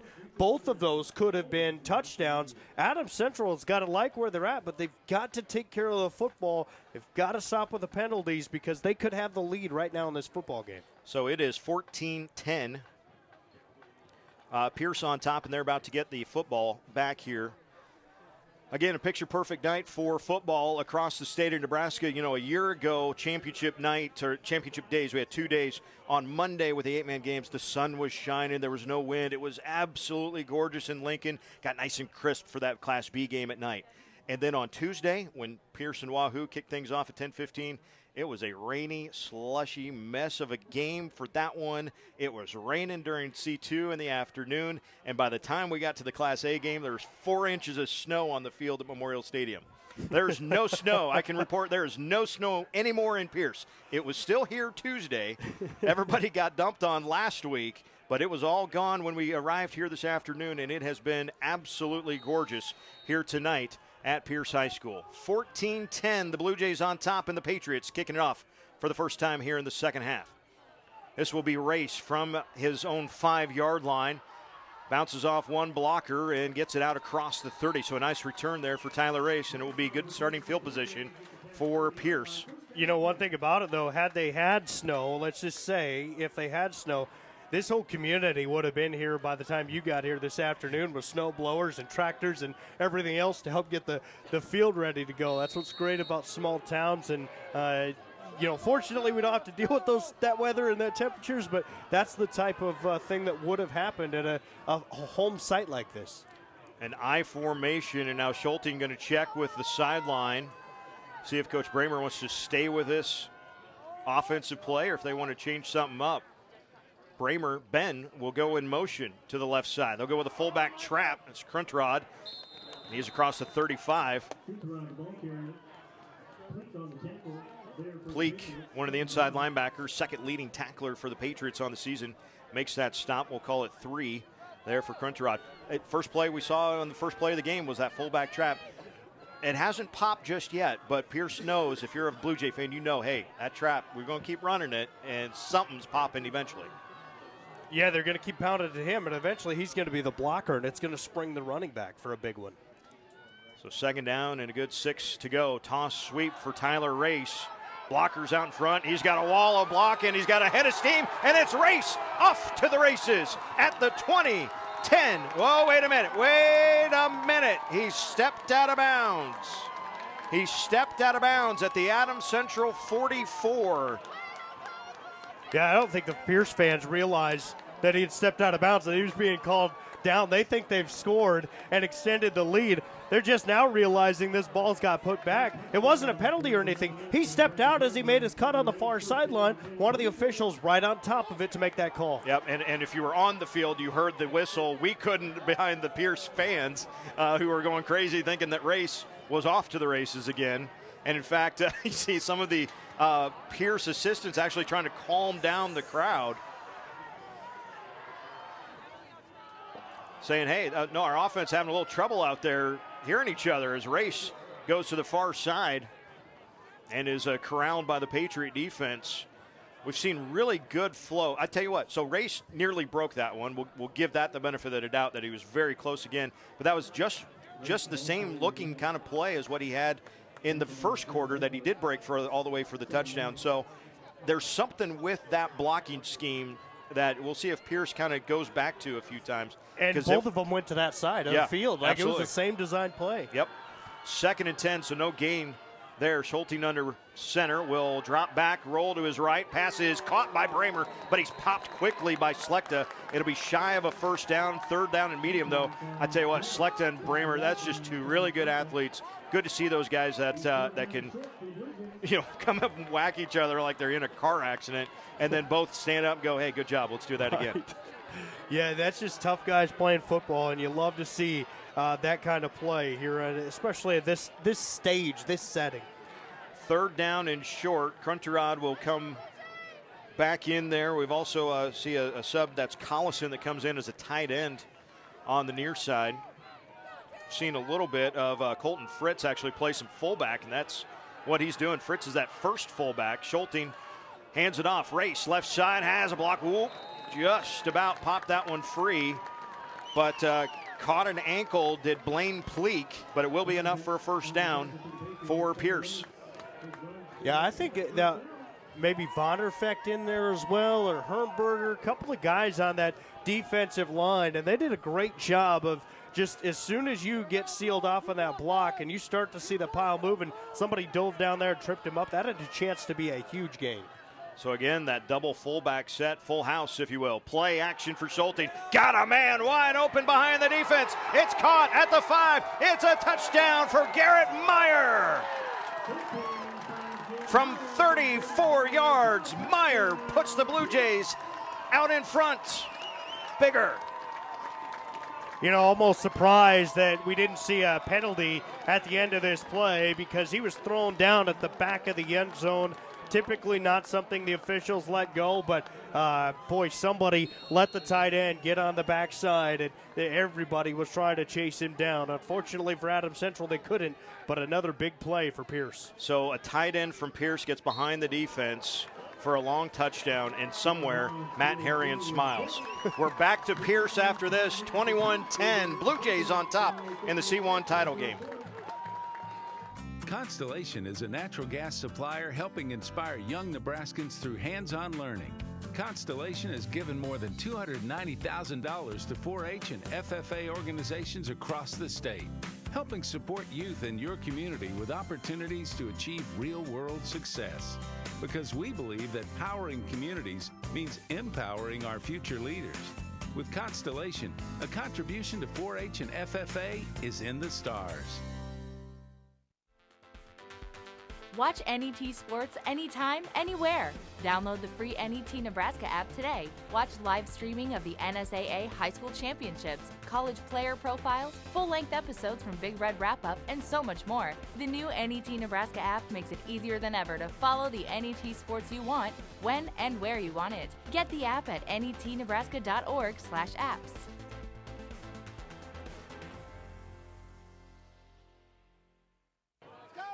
C1 state championship game in Pierce. The Patriots of Adams Central trailing the Bluejays of Pierce 21-10. It was a 34-yard touchdown catch for Garrett Meyer from Abram Schulting. The sophomore has been dynamite throwing the football tonight with a couple of touchdowns of a similar length right there. And now on the kickoff return across the 20, but not much further for Heiser as the footing gets a little more dicey there. You know, it's good to see Garrett Meyer get that touchdown, only because all we've talked about from him so far is how good he's doing at containment defensively. And finally, they reward him with a pass downfield, but it's been the big play for Pierce. They had a 48-yard touchdown run, a 28-yard touchdown pass, and now a 34-yard touchdown pass. They've just hit some big plays, and that's why they have this lead. Adams Central has been close to tying the game at times. They've put together good drives. They really need a good drive right here. Cam Foster in the pistol. I believe that's Hyatt Collins is running back. Play action. Looking. Foster now will roll. Anybody open? No, we're going to throw this one away. Had a man breaking open behind the defense, though. I'll tell you what, Slade Smith broke deep, and no Blue Jay went with him. Foster didn't see it, though, and maybe still smartly threw it away. Well, the problem with at the timing that he broke, Foster was running to the near side, and that was away from his throwing arm. He would have had to turn his entire body around to be able to heave that thing far enough downfield to complete that pass. He had no chance on that play. That was a smart decision. Throw it away. Let's go to second down. Pierce crowd on the near side really getting into it as Foster goes in the pistol again. Collins behind him. Foster over the middle and behind his receiver. The intended target was Breck Samuelson, and the pass incomplete. So that was open, though. That was just a little, maybe Samuelson turned one way and Foster threw it the other. But we've seen Adams Central, there's some guys getting open. Foster just a touch off a little bit on these. Yeah, and I think you nailed it. I think he thought his receiver was going to turn towards the sideline. Instead, he turned to the inside, and it forces that throw to be wide and incomplete, but it was there. They need to do more of those 10-yard curl routes. Just sit it down in the middle, complete the pass, and take your yardage. Slechta getting double covered the entire way here, so Foster looking over the middle on third down and a bump. I don't know if that was going to be catchable anyway. We're looking for Slade Smith over the middle, and that will be 3 plays, 3 incomplete passes, and a 3-and-out for the Adams Central offense. Yeah, that's a huge stand for this defense because Pierce is at home, right? We've talked about that a couple of times. They are starting to get more of this crowd energy behind them that we didn't see as much in the first half because there wasn't a lot of excitement going on, but they're getting it now in this second half. Could be a factor. The punt is low and kind of wobbly. Been some good ones, though, from the Patriots. Takes a little bit of a Patriot bounce and will be down. So still, though, nice starting field position for Pierce from their own 47-yard line to start the second possession of the second half. This is where Adams Central was starting with the football in the first half and didn't take advantage of it nearly enough. Now Pierce gets this type of starting field position where they're 52 yards away from a score and extending this lead. This is going to test the Adams Central defense. They have played very, very good throughout most of this football game. This is going to be a big drive for this Adams Central defense. On the first down carry, there goes the fullback. Yeah, that trap goes popping, and everybody in Pearson goes, that's the one right there. Yeah, a 12-yard gain, and that's he hasn't had a carry longer than 3 yards in this football game, and I think that's his, about his 6th carry of the day, and he finally gets that big stinger to that 12-yard and move the chains, and this is Pierce football right now. This is where they wanted to get to. Now they're on schedule. They get the run from the fullback. Now they're going to get back to that running game, and they're just going to try to grind it out. And this will be Schulte, the quarterback. And he's still on his feet. He's matriculating down the field and is just shy of a first down. Boy, he did not move fast or cover ground for about 4 or 5 seconds, but the Adams Central defense couldn't get him to the ground, and Schulte ends up squirting forward for about 8 yards of play. That's so frustrating when you're on a defensive unit like that, and a guy's dancing one way and back the other, and it looks like one of your teammates is going to have him trapped, and all of a sudden he's upfield for 3 or 4 more yards. That's a good, solid pickup of 8 yards by the quarterback, just kind of creating that play and creating some space. 2nd down and 2 for Schulte and the Blue Jays. 4:13 enrolling here in the third quarter. That's Bramer in motion. Opportunity to take a shot. No, they'll hand it off to Race. He will lean forward, and that pile moves across the 30-yard line. He was hit and wasn't going to go forward. All of a sudden, then everybody else just started leaning to the north or to the south, and first down for the Blue Jays. Yeah, Tyler Race just using that powerful running for 3 yards. I think Pierce got away. They kind of break there. The end, Meyer on the right side flinched. His backside moved right before the snap, but none of the officials saw it, so they can't call it. And then the play results in a first down. So sometimes you have to just catch a break here or there. And I can confirm John Thayer does not have a yellow hanky in his pocket, so it doesn't matter if he saw it. Schulte inside handoff, and it was set up for an initial second, but well defended, actually. Making a pile there was Hemberger, and kind of muddied things up where that was looking to bounce. Was it going to go inside or outside? And Hemberger just said, I'm going to make a pile and see if you could figure it out. And now the run went for 2. And we saw another one of those play to the whistle plays for the offensive lineman. I think it was the center who delivered his pancake block about 12 yards back behind the line of scrimmage. Yeah, Hunter Abe getting after that one. All the way to the whistle. That's how you do it. Schulte, play action, deep drop, deep throw, over the middle, incomplete. Boy, had a man open, and it was in his hands for Moeller, who has been the big play receiver tonight. That would have been his second big-time play, or second long touchdown catch anyway. I think it was Meyer, the tight end. Yeah, oh, Meyer. Was it? Oh, it was Meyer. He got loose. He was on the left side and in that little post pattern across the middle, but it hit his hands and then hit the defender's helmet right in his face mask and then popped free. That very nearly was a touchdown and very nearly was an interception. Nonetheless, it's an incomplete pass. 3rd down and 8. 2:50 to go, third quarter. Schulte, straight drop back. Pressure comes late, fires it. Bramer's got the catch, first down. He got the turnaround stop on Slechta, and Ben Bramer hauls down the pass, but penalty flag at the line of scrimmage.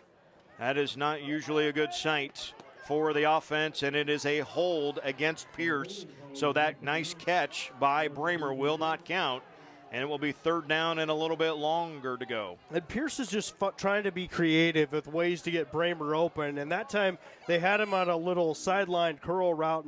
And they're they've got about 2 or 3 guys covering and watching where Bramer's going to go. And instead of releasing downfield, he just turns and sits down on the sideline. And that time the throw was to him, and he knew he was going to take a big hit, but he made the catch. Unfortunately, we're talking about a penalty, and it wipes out what was a tremendous catch, I thought, by Bramer, and a great route that he ran, very crisp. But it's a penalty that walks it off, and this might be the break that Adams Central's defense desperately needed. It is 3rd and 20 from the 39-yard line for Pierce. Schulte, straight drop back, 3 receivers in the pattern near side. Now pressure in the backfield, gets a block back there, no penalty flag. Schulte will fire it towards the end zone. Bramer comes back and makes the catch. Bramer leans, touchdown! Holy cow! From 39 yards, Ben Bramer makes the one-on-one play for the score for the Blue Jays. That is tremendous. 2 things that happened on that play, absolutely unbelievable. You've got a quarterback running for his life. He ran to the line of scrimmage, stopped on a dime, and fired that thing. He was not across the line of scrimmage. He was close, but he hit the brakes and then fired that ball downfield. He underthrew his guy, but Bramer's so talented and such a great athlete. He came back, jumped in front of the defender, made that catch. it surprised the defender so much that he slipped and fell on the ground, had no chance to bring him down. That's an absolute tremendous play. And what a heads-up play just for the sophomore quarterback. Keep your head down the field. Pressure's coming directly in your face, and still able to complete that pass down the field. The extra point is good, and it's 28-10. Pierce on top in the C1 championship game. A lot of football to go. We'll come back to Pierce after this. Whether it's spring planting, fall harvesting, or just a drive across the state, soy biodiesel helps a diesel-powered engine operate in a demanding job. Soybean oil from Nebraska soybeans makes biodiesel a renewable fuel that's also environmentally responsible. The soybean checkoff plays a major role in supporting the use and availability of biodiesel. The Nebraska Soybean Board, growing opportunity from the ground up. NET Sports traveled to Kearney for the 62nd Shrine Football Classic and was the first television network in the nation to cover live football since March. And hello again, everyone. I'm Larry Putney alongside Damon, or socially distancing from Damon Benning. Great to have you with us here in Kearney for the first. With social distancing and required masks, the NET production crew worked hard to bring the state another stellar sports production. Welcome back to Contact Sports in the state of Nebraska. Today we celebrate this.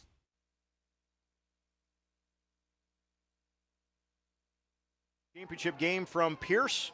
My name is Eric Olga. John Thayer alongside me. We got a great one going. The Blue Jays finding some momentum.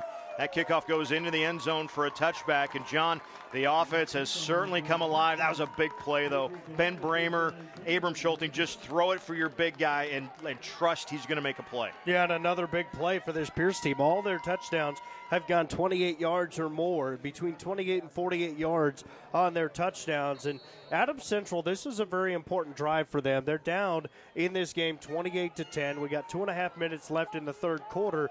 This is important for a couple of reasons. Number one, time's going to start to work against them. But number two, if they don't sustain a drive here, this is going to get awful challenging on the road with this atmosphere. I believe that was Collins taking that handoff right up the middle and just leans forward for about one. That big defensive line for Pierce. First guy there was Cruz Gleason. He led the pack. And, yeah, just 2 yards there, so 2nd and 8 on the way. That's something that Adams Central hasn't been able to do that they really wanted to in this football game, and that's establish the run game. They haven't been able to break something big. I'm not saying they won't at some point in this game, but so far they haven't been able to break those big runs. Hyatt Collins to the left, but he's going to be a blocking back for Heiser, and Heiser goes backwards. Maybe he got back to the line of scrimmage, but Heiser didn't go much of anywhere. Really good defense for the Pierce Blue Jays. Yeah, Oakland Smith that time on the carry. That's a third different running back, I think, that's been into the game. So we've seen him maybe get a couple of carries. Now he'll go off of the field because now it's another 3rd and long situation for Adams Central. This is what you call off schedule. It's 3rd down and 7. He'd love to be up around 3rd and 1, 2, 3, but it's 3rd and 7. Don't be surprised if they go to the air.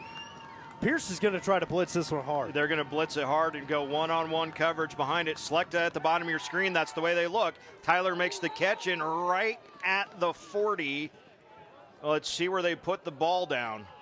They're going to wind the clock, so they're going to, or excuse me, not the 40, the 30, and they're going to mark it shy of the 30. Oh, by a full yard. Wow. And so it's 4th and 1, and Coach Sean Mulligan looks like he wants to roll the dice on 4th and 1 from his own 29. Foster in the pistol. Handed off and leaning for the first down. This crowd stood up. He was hitting the backfield, and they thought he was going to get stopped, but then just the power. Keep the legs turning, the old back to the basics. Keep the legs driving. Pull that pile to the first down. I thought that was a really tough, tremendous run. You got to go for it at this point in the game, right? Get some momentum. Try to create momentum on your side. That's what they're trying to do there. That's what Hyatt Collins has done all year long as a sophomore running back, over 1,400 yards coming into tonight's game. Probably, perhaps anyway, the last play of the third quarter, and it's fired out in the flat. It is caught at Slade Smith, a nice catch. He's down the far sideline, got a block. There goes Smith, and it is going to be a foot race to the end zone. Touchdown, Patriots. 69 yards on the pitch and catch to Smith, and the Patriots are back in the ball game. Huge play, and that was one defender missed his assignment on the far side, missed his tackle, and as soon as that happened, there was nothing but space for Smith, and he just turned upfield and used his speed. You know he has that speed, and he just accelerated. What a big, big play for Adams Central at a time where they desperately needed it. Extra point kick for Tyler Slechta, who did not catch a big catch that time, but he is on for the extra point kick. Good snap. The hold looks good. The kick is also good. So a big-time answer for the Adams Central offense. It's a quick strike. And, you know, it was a three-score game, or three-possession game, I should say, before that touchdown. So, but as fast as Adams Central can get the ball down the field, man, just one big pass play is all it takes.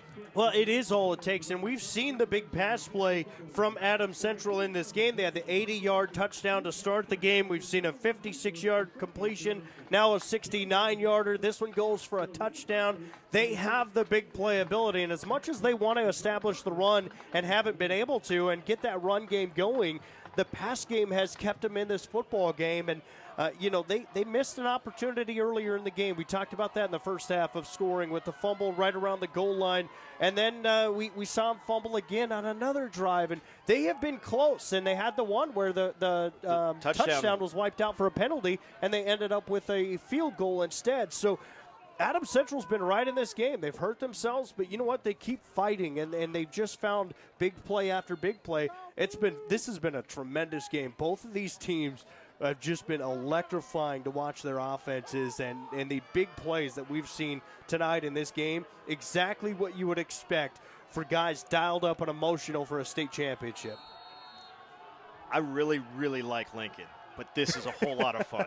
This is a whole lot of fun. Slechta on the kickoff, and this will be Moeller popping free. Logan Moeller still on his feet. Midfield, sideline, out of bounds.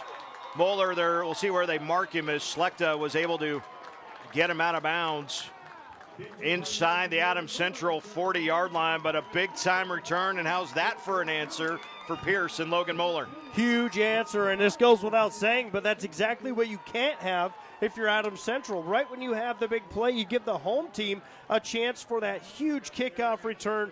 They're set up now at the 40-yard line, and they'll do that in the fourth quarter, but they're set up with a big opportunity, Pierce is, to answer that Adams Central touchdown. So it is 28-17 as we get ready to start this fourth quarter of play. Again, just kind of a recap of tonight. We saw offensive fireworks right out of the gate. We saw the opening possession of the game. Tyler raced 48 yards for the touchdown, 7-0 right out of the gate, but it was a one-play answer. Tyler Slechta got behind the defense, his one-on-one coverage. Cam Foster threw it up. Tyler got the catch, went 80 yards for the touchdown. We were tied at 7. After that, both defenses, for really pretty much the rest of the first half, settled in. We saw some fantastic defensive plays. A lot of the offensive snaps in the first half happened on the Pierce side of midfield. They were able to put together a drive after Adams Central a couple times had punted and pinned Pierce deep inside their own 5. Finally, they go for it from about the 35, don't make it, and that was the breathing room. Ended up being the start of a touchdown drive to make it 14-7. A couple of fumbles, and one of those fumbles was the next possession for Adams Central. Remember that. They fumble Hyatt Collins from about the 5, and it was recovered, they say, at in the end zone for the touchback.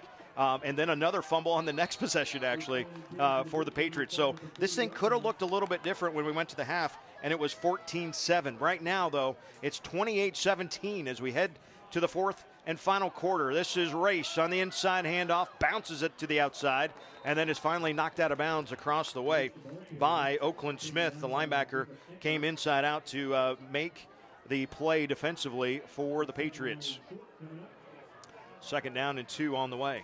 And I think that, one thing that we've seen out of Adams Central on their big touchdown passes of 80 yards and 69, they get their athletes in a one-on-one situation, and they're winning the battle. They attack that one-on-one, and they've won them on 2 big pass plays. And a fullback dive, but a penalty flag coming in as Krunterod is stood up. Boy, that's what you want to see. Fullback meeting middle linebacker. Somebody's got to win. That time it was Blaine Pleak, but like we said, penalty flag right in the middle of that offensive line, and that is in the area of holding, and that is exactly the call from our head official, Chris Maracek. And that goes from being a first down to now a second down and long situation. It's going to be about second and 11, second and 12, somewhere in there, I think, when they get this marked off. But we've seen that out of both of these teams. Untimely penalties where you would have had a touchdown or a first down, and unfortunately a penalty wipes it off.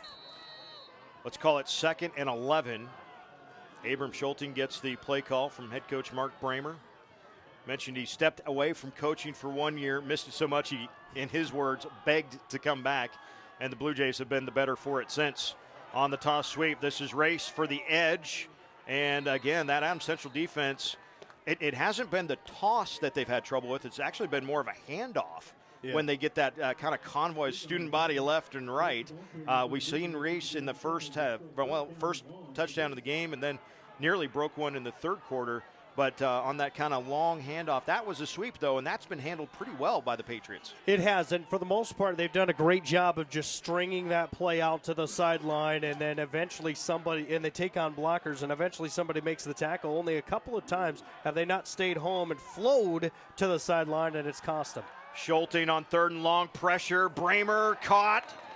First down. He's going to be right at the marker. He's short.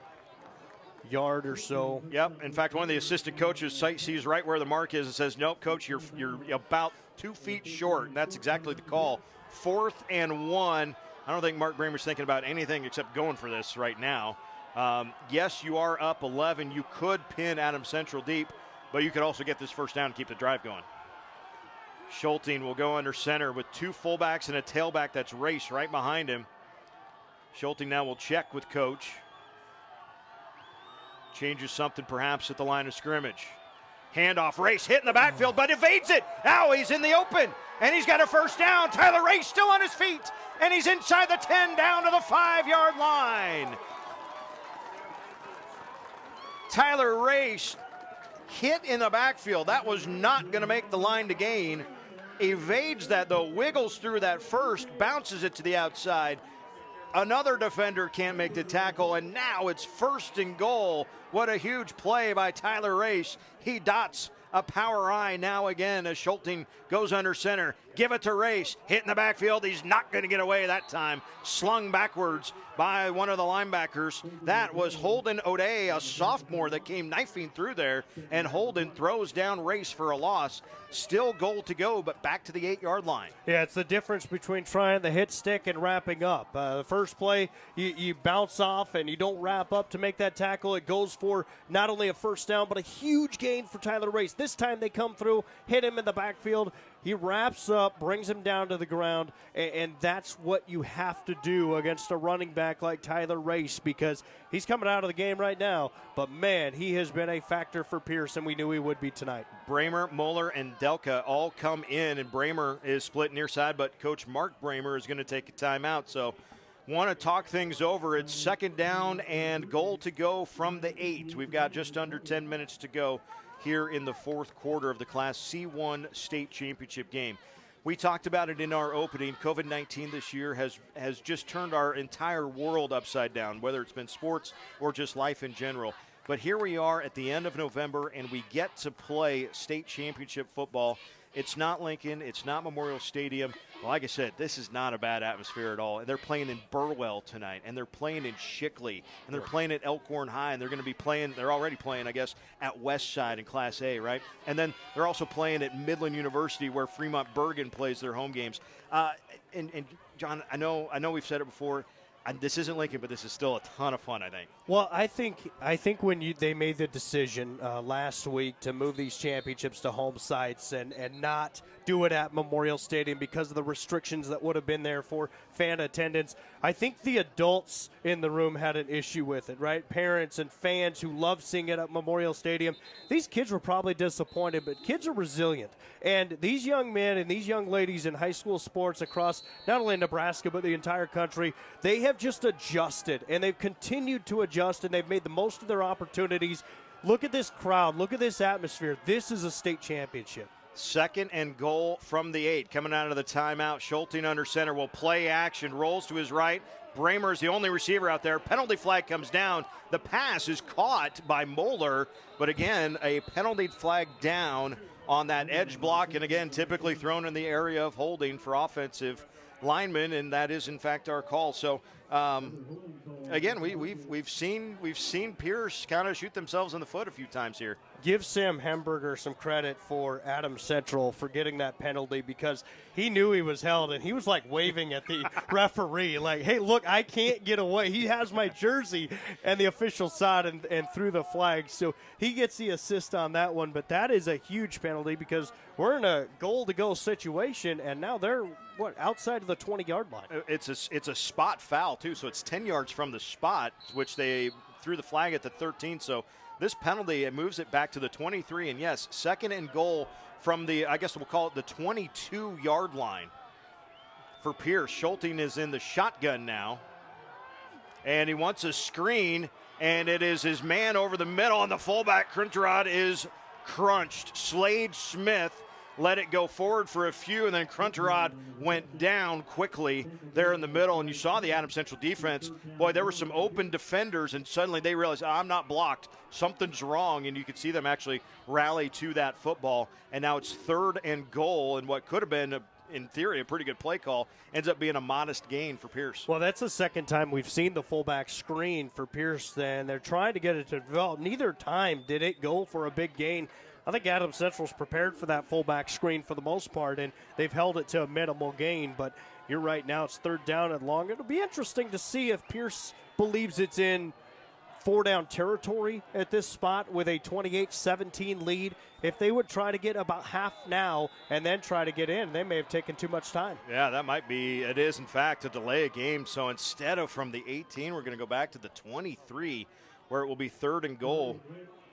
And Coach Bramer is not happy. Like, what are we doing? We're not subbing in the correct order. You know, so the communication breaking down just a touch on the Pierce sideline. You know, what's been interesting a little bit to me is it feels like the Pierce penalties, when they've happened, they've snowballed on particular drives. It hasn't been like a penalty here or there or whatever. It's been on one drive here. They've had a couple of penalties. One drive they had 4 penalties. It just snowballs. Schulting will roll, sets up, fires it deep towards the end zone. Intercepted. Tyler Slechta picks it off for Adams Central. He's not going to get terribly far away. He's still inside the 5, but the interception comes from Slechta, and a big-time stop on what was 1st and goal from, the 5 or 4, ends up being an interception for the Patriot defense.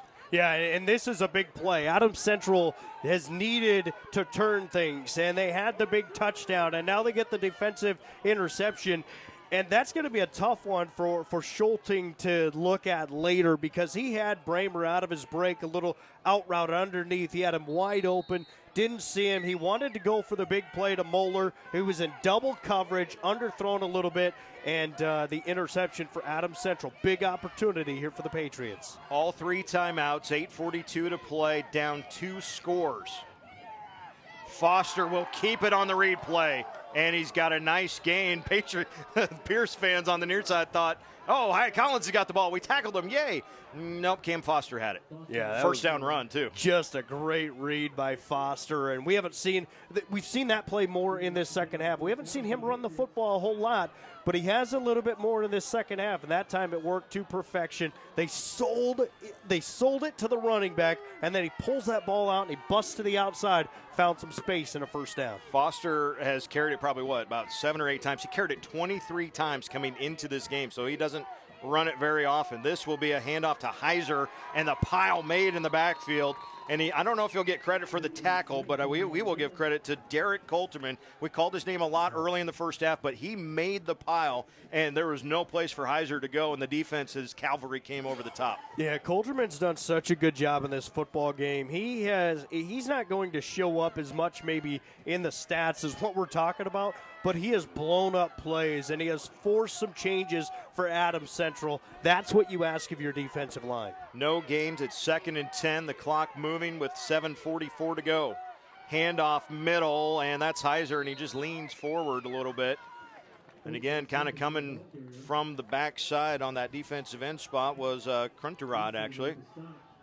And it will be a better game than I thought, 3rd and 5. And that might have been Smith again. We've seen him a couple of times in this game. And what they're doing is they're putting Smith and Collins, or Smith and a couple of those guys both in the backfield. But he's been getting the call. We've seen 23 a little bit more here in this second half. We didn't see him, I don't think, at all in the first half. Yeah, you're right. That is Oakland there on the near side. That is Hyatt Collins, the running back on the far side of Foster, who drops straight back on 3rd and 5. He wants a deep pass over the middle. It is incomplete, but a penalty flag falls, and that's going to be pass interference on Moeller, much to the chagrin of the Pierce crowd right here on the near side. But the back judge all the way back there, both offensive and defensive players going after that, saw the contact a little early, and that's where the penalty flag came from. It's not a spot foul, but it will be enough for a first down. Yeah, and I just don't know about that call on a pass interference, because that ball was underthrown. The receiver undercut the route. He was trying to dive for the ball. The defender's playing it on the backside. I don't really see what more the defender could do, quite honestly, on that play. But nonetheless, they made the call, and they had a different angle than I do. He saw something down there, and maybe there was a little jersey grab that didn't allow the receiver to lay out for that football. In any event, it's 1st and 10 with 6:45 to go in the 4th. Foster will give it on the handoff, on the long handoff out to the far side. And a little bit is seam near the first down run. And we've seen Oakland Smith a couple times, like John said. And he's got right near first down yardage, maybe just 9 they'll give him.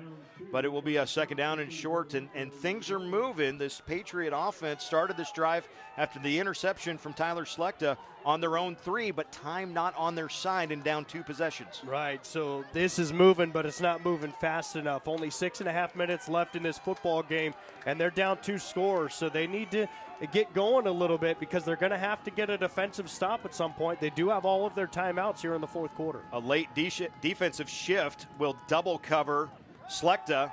Tyler is the man out the near side, but it is pass over the middle and caught. That should be enough for a first down. Slade Smith makes the tackle, or makes the catch, I should say. Colton Fritz and Isaac Collison get the tackle, and we've got an injury timeout quickly for I think Adam Central took a timeout.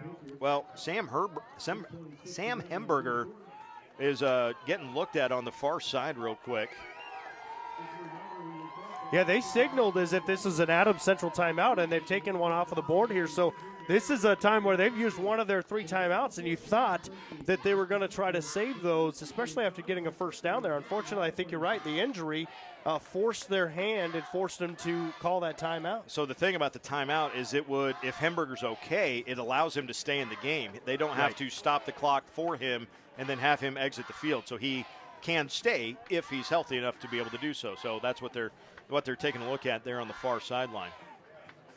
You know, the other cool thing that I was reflecting during this week in preparation for a championship game on a Friday night, when we were going to have 7 classes of football competing within 4.5, 5 hours of each other. The last time this happened, we had no Twitter, we had no Facebook, there wasn't anything called a web stream.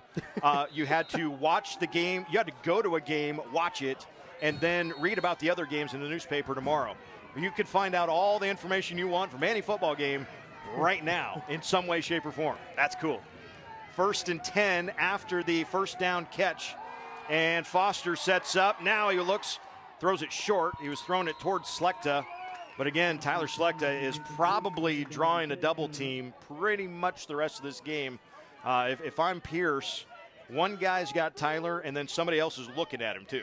Yeah, no question. You've got to have that help over the top, because we knew coming in, Slechta on the side of Adam Central, Bramer on the side of Pierce. Those guys were going to be watched closely, because they're just such tremendous athletes, and they can just make plays happen. And you have to get creative and find ways to get them open, but you're seeing it right here, double coverage right at the bottom. That's at the bottom of your screen, so single coverage on the far side of the screen. Adam Central will go with a handoff to Smith, who is hit in the backfield, and he is dropped.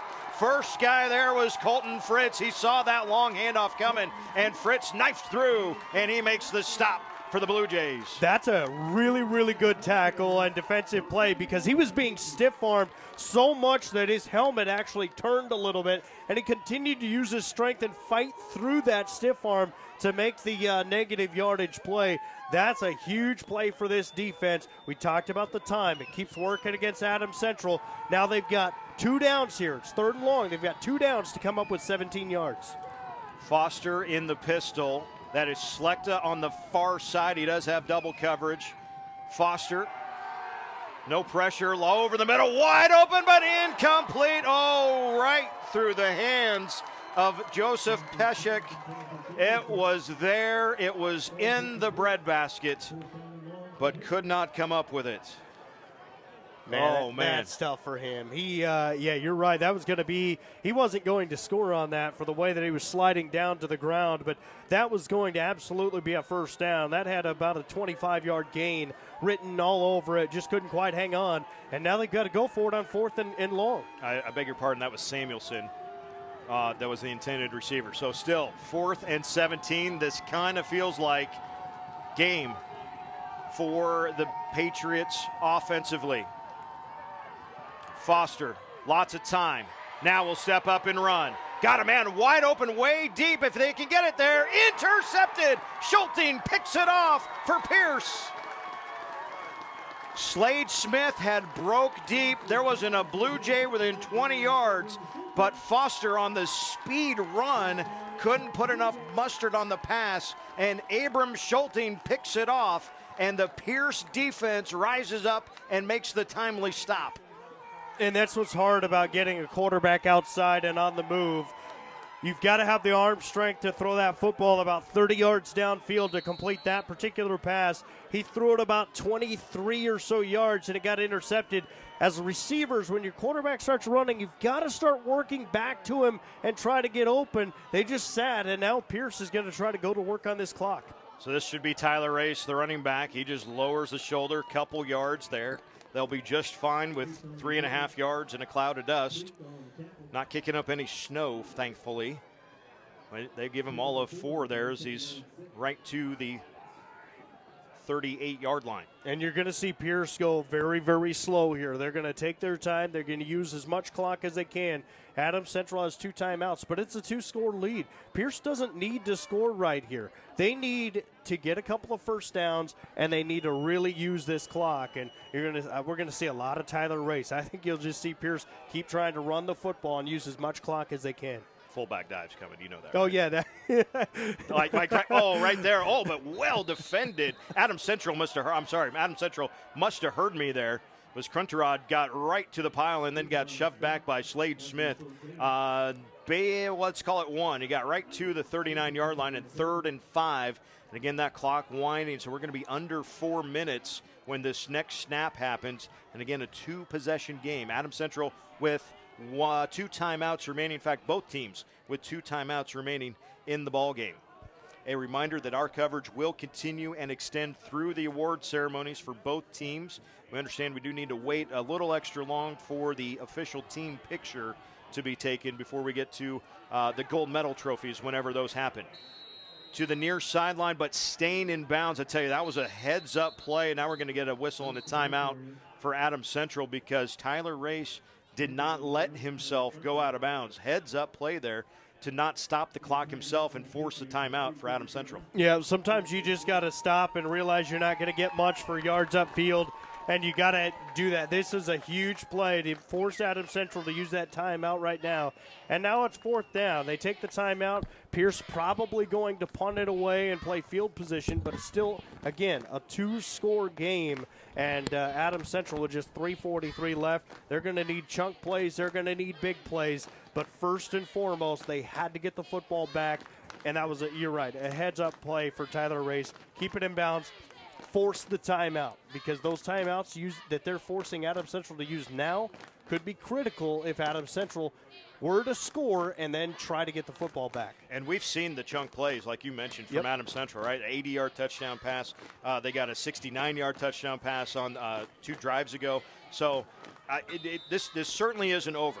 But that was an important one there.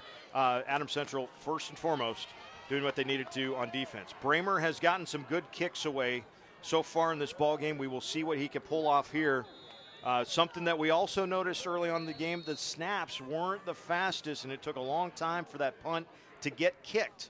Does Adams Central come after this one? Sure looks like it, as they've got 9 guys all right up on the line of scrimmage.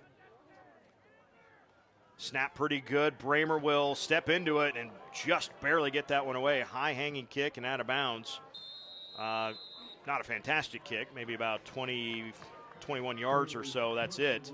But Adams Central was coming after that one. Well, what we've seen a couple of times is Adams Central bull rush like that, and it's forced a quick kick for Bramer, and a couple of times he's netted about 20 yards or so on these punts, and this put Adams Central in a really good spot. They're at their own 45. This is good starting field position. Problem is they don't have a lot of time, so you got to find a way to get chunk plays downfield and get a score as quickly as possible because you need the football back. What we've seen is that the double coverage on Slechta has opened up the middle of the field. We'll see if that's where Foster can try to hit one of those other receivers. Cam drops straight back. They'll set up the screen, and it's well designed. Heiser's got some blocks out in front of him. He weaves his way to the outside. Now Heiser's outside, and he is inside, deep inside of Blue Jay territory. They will mark him out at the 30-yard line, a pickup of 25 yards on the screen pass to Heiser. Yeah, and that was set up so well. 24 yards on the screen pass. And I thought, man, they are really getting after that quarterback with a three-guy rush. And they just dumped the screen over the top. And then Heiser, as soon as he got a little bit of a block, he accelerated to the outside, using his speed to create a huge gain. 1st and 10 for Adams Central. The clock stopped as Heiser got out of bounds. Receivers getting set. Foster on the snap, rolling to his right. Quick out, caught by Smith, evades one man, and is then tackled inside out at about the 32-yard line. A nice pickup, 8, maybe 9 yards on the play. The tackle made by Colton Fritz. The clock winds, though. It's 2nd and 1, 9-yard pickup on 1st down. Patriots go to the hurry up, no huddle now.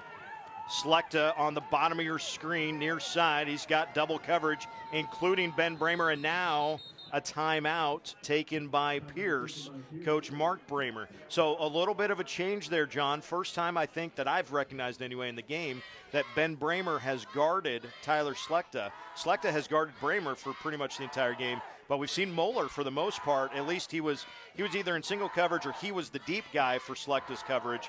But now we see Bramer and Moeller out there. Yeah, and it's interesting because sometimes you just got to put your best athletes on their best athletes, whether it's their strong side of the field or not strong side of the field. You go put your best athletes on their best athletes and go try to win a football game. And we're going to continue to see that here. I like this drive by Adams Central. They haven't used a lot of the time yet off of this clock. Only about, what have they used, about 30 seconds on this drive? Well, yeah. So far, 40 seconds on this drive? 43. And they're putting themselves in a position to score. Don't be surprised if they take a shot towards the end zone here soon because they need to preserve as much time as possible. 2nd and 1, you think this might be the time to do it. Now a man in the slot inside of Slechta. Does that change the defense at all for And you got Pierce? one-on-one with Slechta here. Right now you do. They've been doing some late shifting. Bramer right now is inside covering the slot. And he will stay there, so man-to-man with Slechta over the middle. That pass incomplete. Tried to get the receiver to release, and they actually double-covered Samuelson that time. So the pass incomplete, stops the clock, and it's 3rd and 1. Yeah, Bramer was lined up in tight, and he's got responsibility of that little wing back or running back set up on the outside. If they go out for a pass, he's going to cover to that. Otherwise, he probably drops back into double coverage on Slechta. Slechta needed just a little bit more time to get open, and they didn't have it. McCray Heiser is the running back behind Cam Foster on 3rd and 1. Under 3 minutes to go, 4th quarter. And Foster will hand it off to Heiser, who I think he got the line to gain. Yeah, he got to the 20 there before he got slung backwards. And that should be a 1st down for Adams Central. Hey, if you're fans of the defense, you absolutely hate the forward progress rule because we've seen defenders so many times bring a guy back 2 or 3 yards, but then they go all the way up there for that forward progress and a 1st down. No way, man. If you get forward, you get forward. And that one spiked Foster's got to be careful there that it's not a fumble. That was close to just being kind of chuck it down, but an incomplete pass officially, and that stops the clock with 2:35. Yeah, I think we get so used to seeing a quarterback go under center to spike the ball. When it happens out of a shotgun, people are like, wait, what just happened?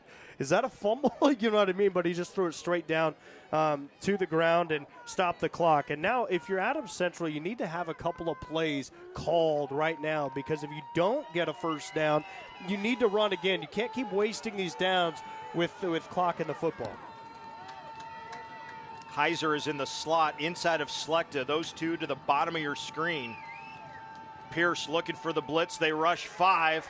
Foster over the middle. Pass is intercepted. It's Ben Bramer.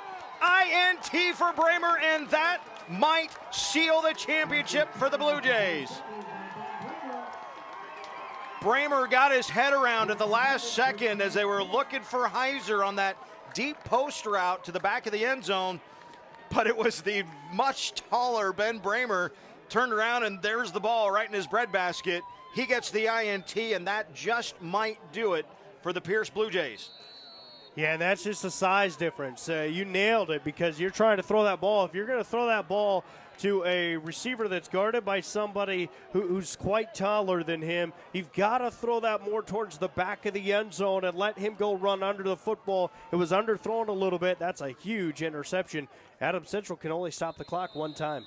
Cruntrod with the fullback dive there, and that will be the stoppage right there for Adams Central. So the Patriots taking their final time out of the game with 2:20 to go. Not like Pierce. We got too much time. Pierce can't just kneel it out and call it game. So they do need to run a series of plays here. And, hey, it's football. Anything can happen, right? They need a first down. They get one first down. They pretty much seal off this football game. And that's what Adams Central has to be talking about right now. They have no more timeouts. So they have to get the football back on this drive. You cannot extend this potential or this current drive. Can't extend it at all. They have to get the stop. They're not going to have a lot of time left anyways, but you can get the football back. A reminder, our coverage will continue on through the awards ceremony, so after the game, stick around. We will have the medal and trophy presentations for both the runner-ups and the state champions for Class C1. The trophies making its way towards the middle of the field, and that shiny gold one, a new style this year for the NSAA trophy. And I found out, well, why change it? Man, that trophy has been around for the NSAA forever. You know why it changed? I don't. The company doesn't make the little figurine on top anymore. No. Not kidding.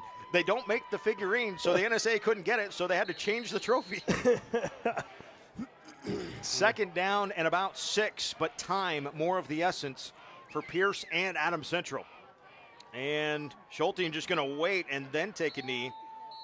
So, all right, Pierce not going for the first down is what's going to happen, right? So, a couple more kneel downs, but if they can kind of waste after the snaps, you get 25 for the play clock from the time that it's blown. So now we're set. Now you get another 25. So everybody's eyes are on the back judge, which is just off the left side of your screen. He's the one keeping the official time as far as the play clock is concerned. No play clocks here at Pierce High School. That's another thing that would be a little different. If we're in Lincoln, we have play clocks. We're in Pierce, no play clocks. But everybody watching the back judge, he puts a hand up at 10, and then he'll do a countdown from 5 with the arm. And there's 5, 4, 3, the snap, and the knee coming for Abram Schulte. And that means that the next snap, which is going to be fourth down, is going to happen under a minute, or probably right at a minute to play. So you would think now that Coach Mark Bramer is probably taking a timeout right as that play clock winds down. Yep. And then you'll be off to punt here on fourth down. So the Blue Jays have done what they needed to do. Schulte, kind of sat around and waited, got an extra couple seconds to run off as they were getting that thing, that play clock run down. So well done by the Blue Jays. Adams Central's like, are we in punt return? Are we in defense? What's happening right now? Pierce isn't showing punt. They're not showing punt.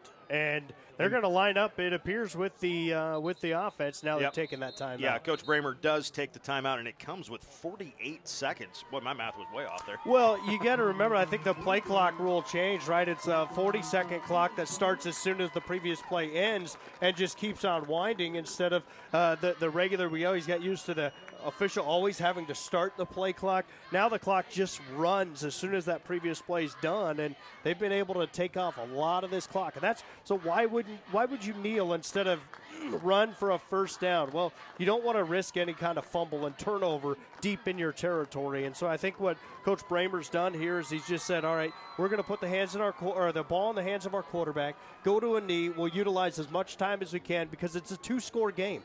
If it was a 1-score game, you wouldn't see him with this with this strategy. But a 2-score game, use as much clock as you can, and it. I'd be surprised if they do anything other than punt the football.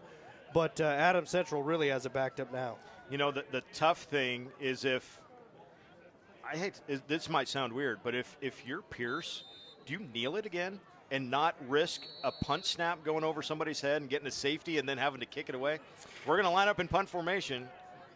I know. The problem with it is now then you would give Adams Central a ball. Even though they need 2 scores, you give them the ball at about the 15, 10-yard line. They could have a quick score and then the onside kick. And I'd take my chance with a punt. Anything forward. That's what you tell Bramer. Forward, Anything forward. You catch that football. If it's bad, go down, whatever. But kick this ball forward. And he is going to run. He's going to take the safety. He is going to take the safety. Okay. So the safety will make it 28-19. Oh, even better. Yeah? It's still a 2-possession game because I'm not good at math. We're still at a 2-possession game. Genius move. Doesn't even matter if you give up a quick touchdown, really. That never crossed my mind. That's why I never made it as a football coach. That's smart to run out of the back of the end zone, take the safety. Still a 2-score game. Now you get the free kick away from your end zone and you're not backed up there. They can't have that big punt, block, and touchdown. We kick it from, the 35 on the free kick? I don't even think the 20. officials know yet. They're should be back there a little bit, but I think our head referee, Chris Murachek, he was just telling his guy, you got to go back here with that football. Yeah. We got to get the change of football. Now we have to have Pierce kick with their football. And the line to kick from is the 20 after a safety. But still a 2-possession game even after the safety. Math is difficult. Well, we just don't think about those kind of strategies, and obviously somebody does. That's why Mark Bramer has been coaching for 27 years, and you and I are announcing in a booth. That's right why now. he wanted to come back after the year off for plays like that. Right. I'm sure that's exactly what he learned when he became principal, too. So the kick, just a squibber. Not a bad idea either. And that's a live ball. And Pierce has, still loose. Adams Central might have gotten on that. That thing is free, though, after 10 yards. And boy, Moeller just about got on top of that thing. Adams Central, though, does get the ball. Oh, man. I thought he got too much on it, and the angle it was taking, I thought he had kicked it out of bounds, and then the ball just kind of stopped turning and just went straight down the field, and I think it surprised the return team with Adams Central, but they've got to keep things together. They're not out of this thing yet. 39 seconds left. Obviously, it's a tall order, but you've got to go make some plays. Right now, they'll be looking for a big play.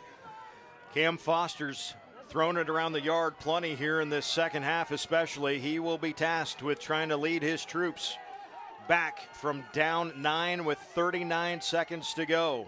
Select is at the top of your screen. Foster wants the swing pass. He will throw it over the top, and it's Heiser.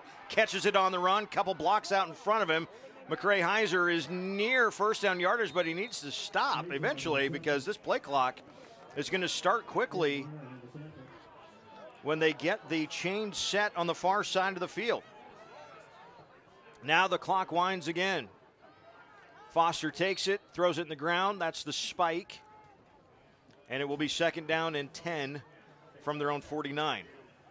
Yeah, and this is where I think you'd rather have a couple of plays called. Get up there and Rather than huddling up and resetting, don't allow the defense to get set. You just had a first down. Have another play called. Get right back to the line of scrimmage and try to hit them downfield. Sometimes that defensive confusion will open up a play for you.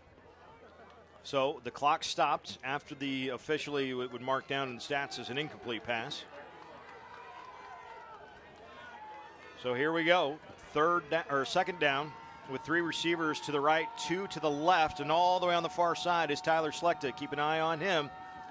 He's run a lot of routes. It's Slade Smith over the middle. He's got it. First down. Smith still on his feet, and he's still inbound. So this clock is going to wind again with 13 seconds right now in the fourth quarter. But the Pierce Blue Jays are closing in on a state championship. Clock winds. Snap, spike, couple of plays, that's it. But this one, for all intents and purposes, is going to end in a C1 state championship for the Pierce High Blue Jays. Runners up a year ago to a fantastic Wahoo Warrior team, but they have brought a good chunk of that team back.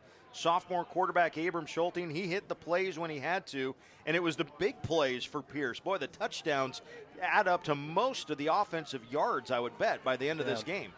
Yeah, they've had both these teams have had big plays. Big play, big play, big play. 30-yard touchdown here, 48, 69, 80. Seen big plays. Exciting football game. 2nd and 10, just a couple of snaps left in the 2020 C1 season. Foster, middle, incomplete. 4 seconds to go. Pierce in the playoffs 32 times in school history. Runners up in 77, 89, 99, 01, 10, and of course last year. But they have been champions in 1978 and back-to-back in 07 and 08. And they're about to add a banner for 2020 in the gym here in a few weeks probably.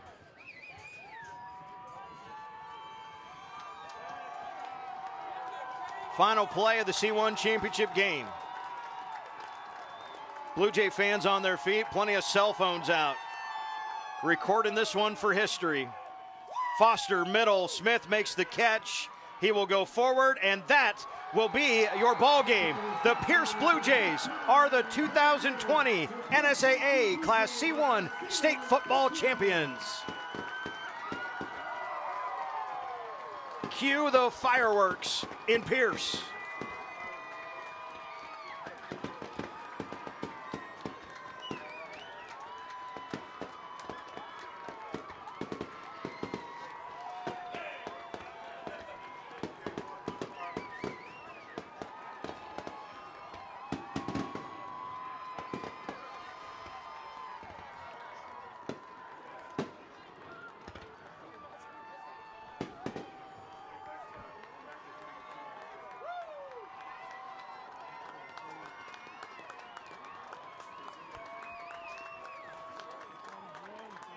The handshake that looks a little bit different this year, but I tell you, the teams are going to come together anyway, right? What a whale of a football game we got to watch in Pierce tonight. The Blue Jays win it 28-19. John, this was a ton of fun. Just a lot of, we saw exciting plays from basically the word go in this football game, and we saw defenses stand up and make big plays, and you saw electrifying touchdowns all throughout this football game. And these two teams really battled it out. Give Adams Central a lot of credit for the season that they had and for the run through the playoffs that they had. They had to knock off some really good teams along the way to get this opportunity tonight. But Pierce, a team that hadn't lost all season, and they get the home field advantage in the state championship game. It was going to take a heck of an effort and a lot to deny them here tonight. 12-0 on the season for the Pierce Blue Jays, and Coach Mark Bramer getting another championship game and another championship banner to hang in the school just off to our right. Post-game celebration and the awards presentations coming up next on NET Sports coverage of the 2020 NSAA Class C1 State Football Champions.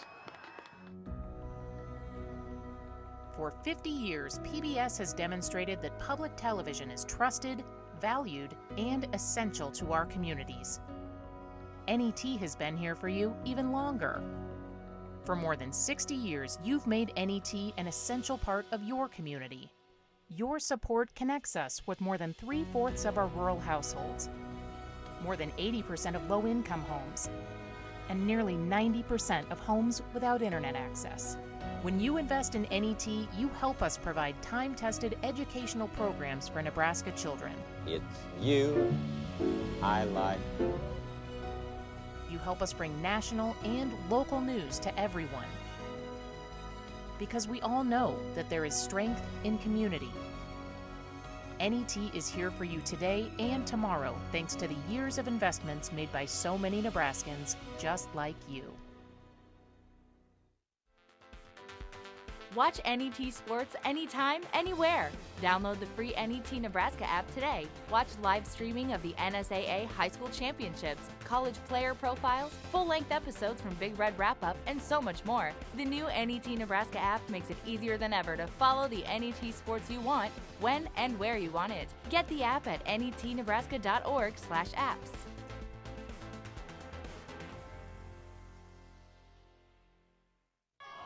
Back here to Pierce, singing the alma mater.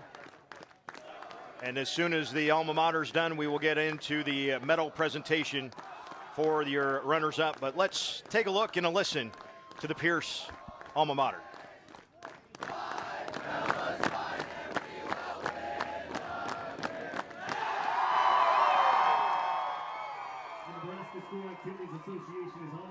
Medals and trophies for both of these outstanding teams.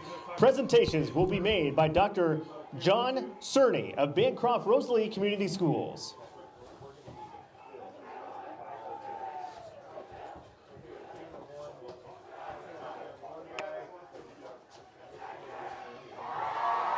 Welcome back, everybody. So the Pierce Athletic Sports Complex, the Pierce Bluejays are the Class C1 state champions. They defeat Hastings Adams Central 28. Here are the awards for runner-up Adams Central High School. Head coach Sean Mulligan and his assistants will present the silver medals. Players, please come forward as your name is called. Number 2, Sam Dirks. Number 3, Drew Boniface. Obviously an extremely exciting situation here for Pierce. Number 4, Michael Mertens. Number 5, Blake Frank. Pierce definitely had the momentum most of this ballgame. Number 6, Justin Barbie. We got Jay right now down on the field. Number 7, Slade Smith. Coach Bramer, we have him down on the field. Congratulations on the victory, Coach. Number 8, Tyler Schlechter. Number 9, Cam Foster. Number 10, Hunter Collins. Number 11, Holden O'Day.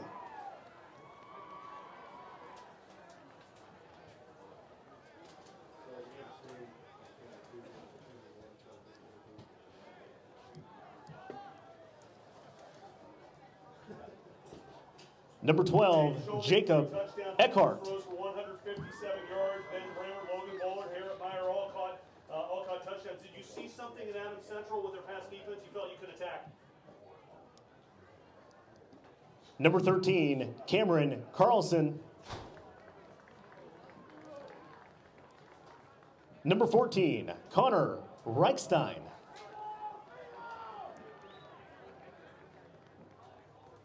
Number 15, Joe Peshik.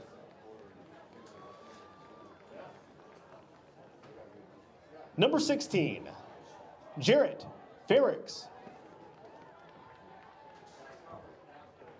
Number 18, Jaden Techmeyer.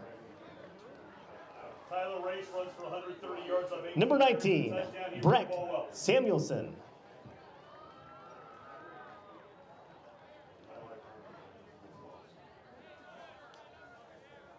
Number 20, Nathan Shagru.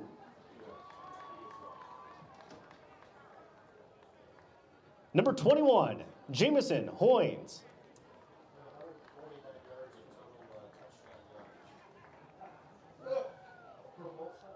Number 22, Elijah Mulligan.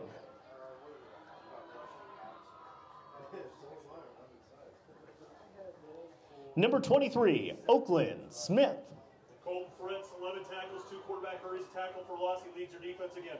Number 24, Nick Conant.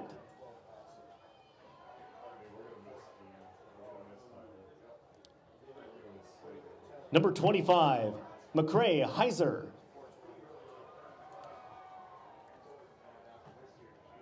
Number 26, Tyler Rockefeller. How does it feel to be a state champion again, Coach Bramer? Number 28, Hyatt Collins.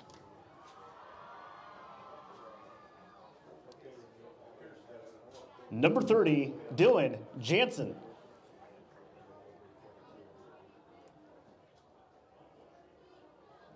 Number 31, Skylar Tech.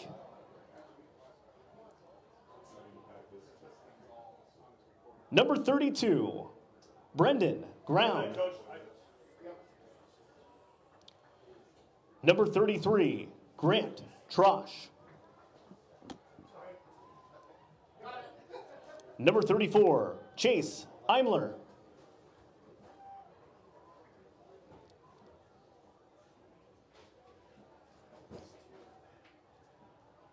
Number 35, Zachary Fleischer.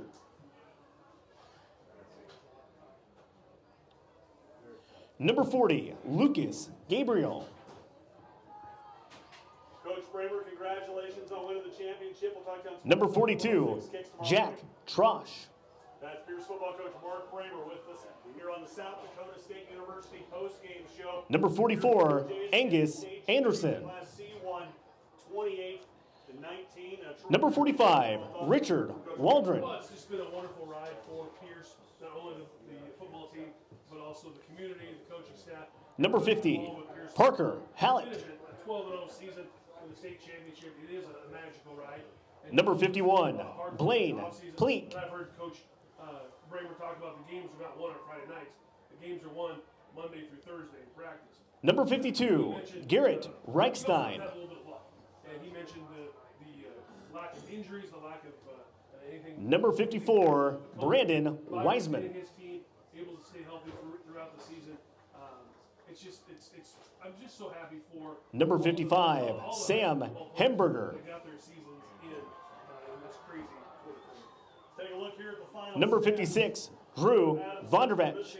412 yards of offense, 325 through the air, 87 on the ground. Hyatt Collins, 11 carries, 29 yards. McCray Hunter, 7 carries. McCray Heiser, 7 carries. Number 57, McGuire Gangwish. Smith, 1 carry for 9 yards. Through the air, Number 58, Decker Shestak. Cam Foster was 12 of 24 for 325 yards, 2 touchdowns. He was intercepted twice.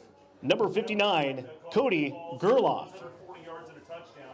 Elijah Mulligan, 1 catch for 11 yards. McCray Heiser caught 3 balls for 3. Number 60, Trevor Ehlers. For 147 yards and a touchdown, 412 yards of offense. Number 62, Darian Walther. 11 yards of offense, 154 on the ground, 157 through the air. Number 64, Dominic Stutzman. Michael Kucherod, 10 carries, 32 yards. Abe Schulting, 5 carries for a negative 20. Number 65, Jackson Gangwish. 1 carry, 6 yards. Through the air, Abe Schulting. Number 66, Xander Erkmacher. 157 yards, 3 touchdowns, was intercepted twice. Then Bramer. Number 67, Jake Sayer. 3 catches, 66 yards and a touchdown. Michael Kucherod, 2 catches for 4 yards. Garrett Meyer, 2 catches. Number 69, Isaac Meyer. 311 yards of offense in this game. Pierce defense. Number 71, Darren Warren. 10 infractions for 85 yards. Adam Central 2 penalties. Number 72, Leighton Weber. Scoring 9:43 to go first quarter. Tyler Race, a 48-yard touchdown run. Pierce up 7-0. 9:30 to go first quarter. Cam Foster. Number 73, Broden Holtine. 7 after the first quarter. Second quarter, Abe Schulting, a 28-yard touchdown pass to Logan Bowler. Number 74, Creighton Jacobitz. Pierce with the lead, and that score holds through halftime. Number 75, Dylan Pfeiffer. Tyler selected a 22-yard field goal. Number 77, Dawson Calhoun. Number 78, Tyler Pavelka. And number 79, Voglin Katzberg. For these outstanding athletes in their school, here is the 2020 NSAA Class C1 State Football Runner-Up Trophy. Congratulations, Adams Central High School.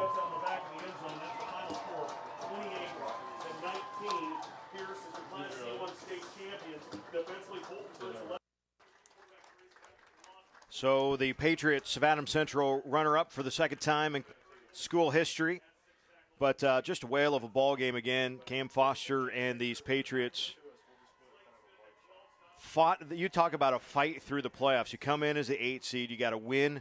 You got to win at home to get things going. But then you got to go knock off the 1 seed in Ashland Greenwood, and that's during state volleyball. So you've got the volleyball team going. Everybody's mind is somewhere else, and yet somehow the football team able to prevail and knock off the 1 seed.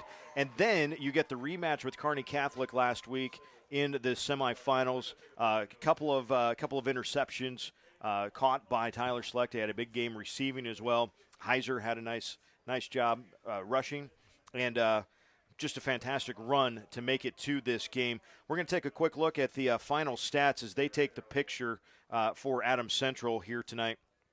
And again, John, big-time offense. It came in the passing game for Adams Central in the second half, but the consistency of Pierce throughout the game was really what kind of ground things down, and Schulting able to hit the timely passes for those chunk plays. Well, I think both of these teams wanted to establish the run, and Pierce did that better, and the Adams Central got a little bit behind on it. They were forced to go through the air, but they had chunk plays themselves. They had touchdowns of 80 and 69 yards, and then when you look at Pierce, their 4 touchdowns went 48, 28, 34, 39 yards, so they had big plays. But Pierce, as you can see, just a little more balanced in this football game than what Adams Central was, and Adams Central went through some stretches of incomplete passes. You know, they had chances in this game. We talked about it many, many times. They had the fumble down inside the 5-yard line.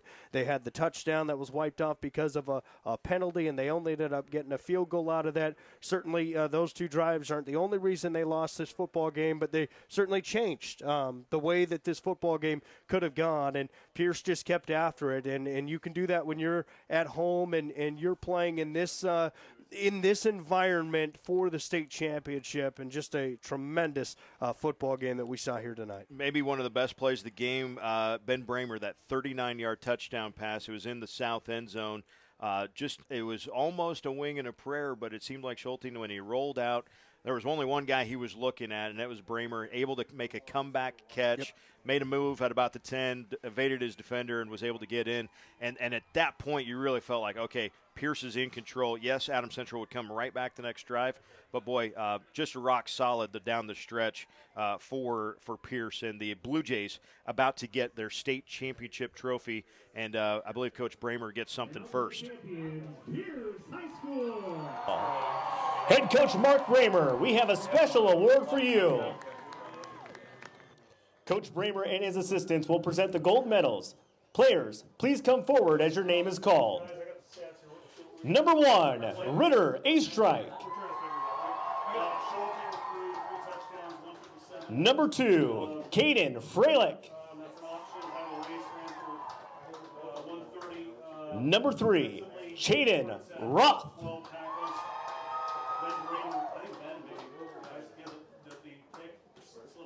Number 4, Evan Willett.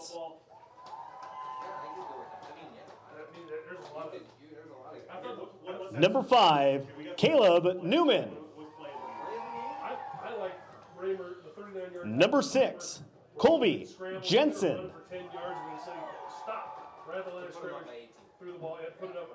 Number 7, Keenan Valverde. Number 8, David Dale.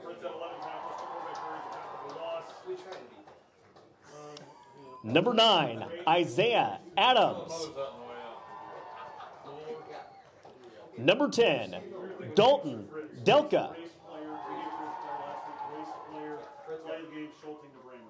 Number 11, Colton Cooper. Number 12, Dion Watts. Number 13, Carter Wolf. Number 14, Caden Johnson.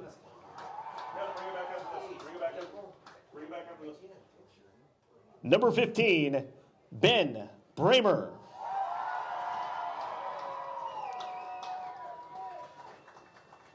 Number 16, Jackson Walholtz.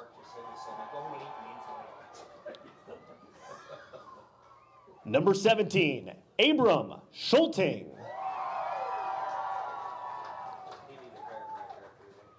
Number 18, Colby Anderson.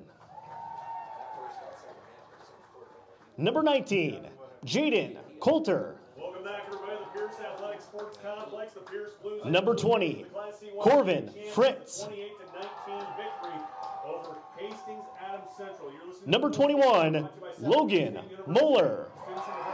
Is it Primer or Premer? Walmer? Primer? Nebraskans make great jackrabbits. Explore the opportunities. Number 22, Tyler Race. Number 25, Seth Primer. Congratulations to Mark Primer and his team. An unbeaten season. Number 26, Ethan Doman. Time now to talk about the Norfolk Medical Group player of the Number 27, Gavin Sullivan. Number 28, Trevin Larson. We agreed on Tyler Race. 18 carries. Number 30, Keaton Weeder. Touchdown run on the opening drive. And Pierce is able to win this ball game. Tyler Race is the Norfolk Medical Group player of the game. Race really set the tone on that 48-yard touchdown to give the Bluejays their initial 7-0 lead. He got to the corner, and when he got to the sideline, he just burned down that far sideline, untouched for that 40. Number 32, Dawson Watts. He ran between the tackles hard. He continued to try to take some pressure off the passing game of the Blue Jays. Number 34, Zach Collison. Yards and a touchdown. Congratulations to Tyler, very deserving player of the game. Number 35, Ashton Schweitzer. Norfolk Medical Group player of the game. Jay Kenobi, time now to talk about the play of the game. And again, Number 38, Nicholas Harvey. you can sit and sort through everything. We agreed on this. Number 42, Luke Collison. Midway through the third quarter, Abe Schulting hooks up with Ben Bramer on a 39-yard touchdown. Number 44, Michael Coonrod. Writings on the wall at that point, and that is the play of the game. Schulting to Bramer, 39 yards. Number 45, Tristan Keeler. Broke down, and Abe rolled to his left there, avoided the pressure. Number 50, Colton Fritz. He was going to cross the line of scrimmage. He released it, threw a little air under it, and I Number 51, Hunter Raby. came from about 3 yards deep, shielded off, guarded like a rebound. Number 52, Camden Jansen. Jumped up in the air, picked it off, but the defensive back was on the ground by then, and then he walked. Number 53, Tate Ranky. Number 54, Sean Wrinkle. Number 55, Grant Snodgrass.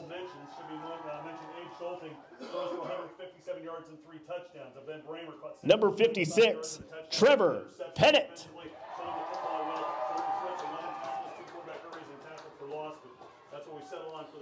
Number 57, Dylan Rydell.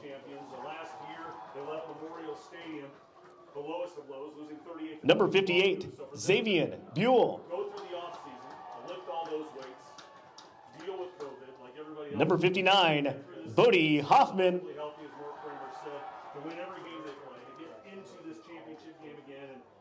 Number 60, Zachary Meyer.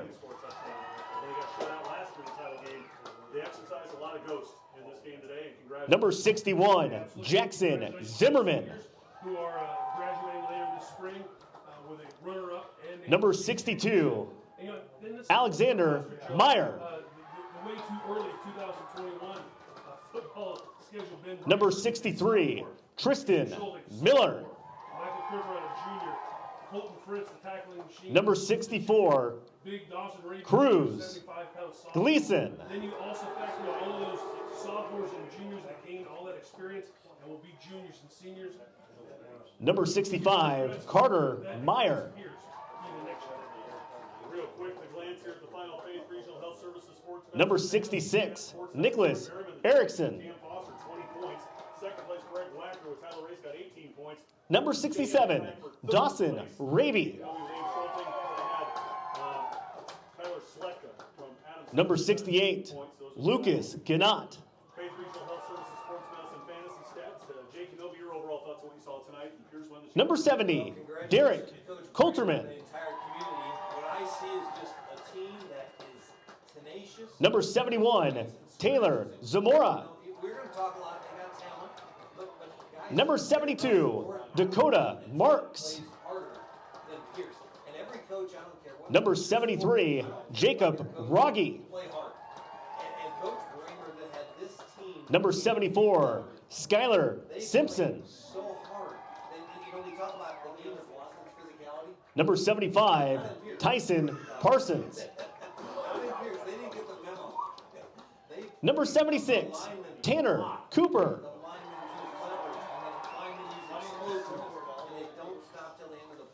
Number 78, Trevor Montgomery.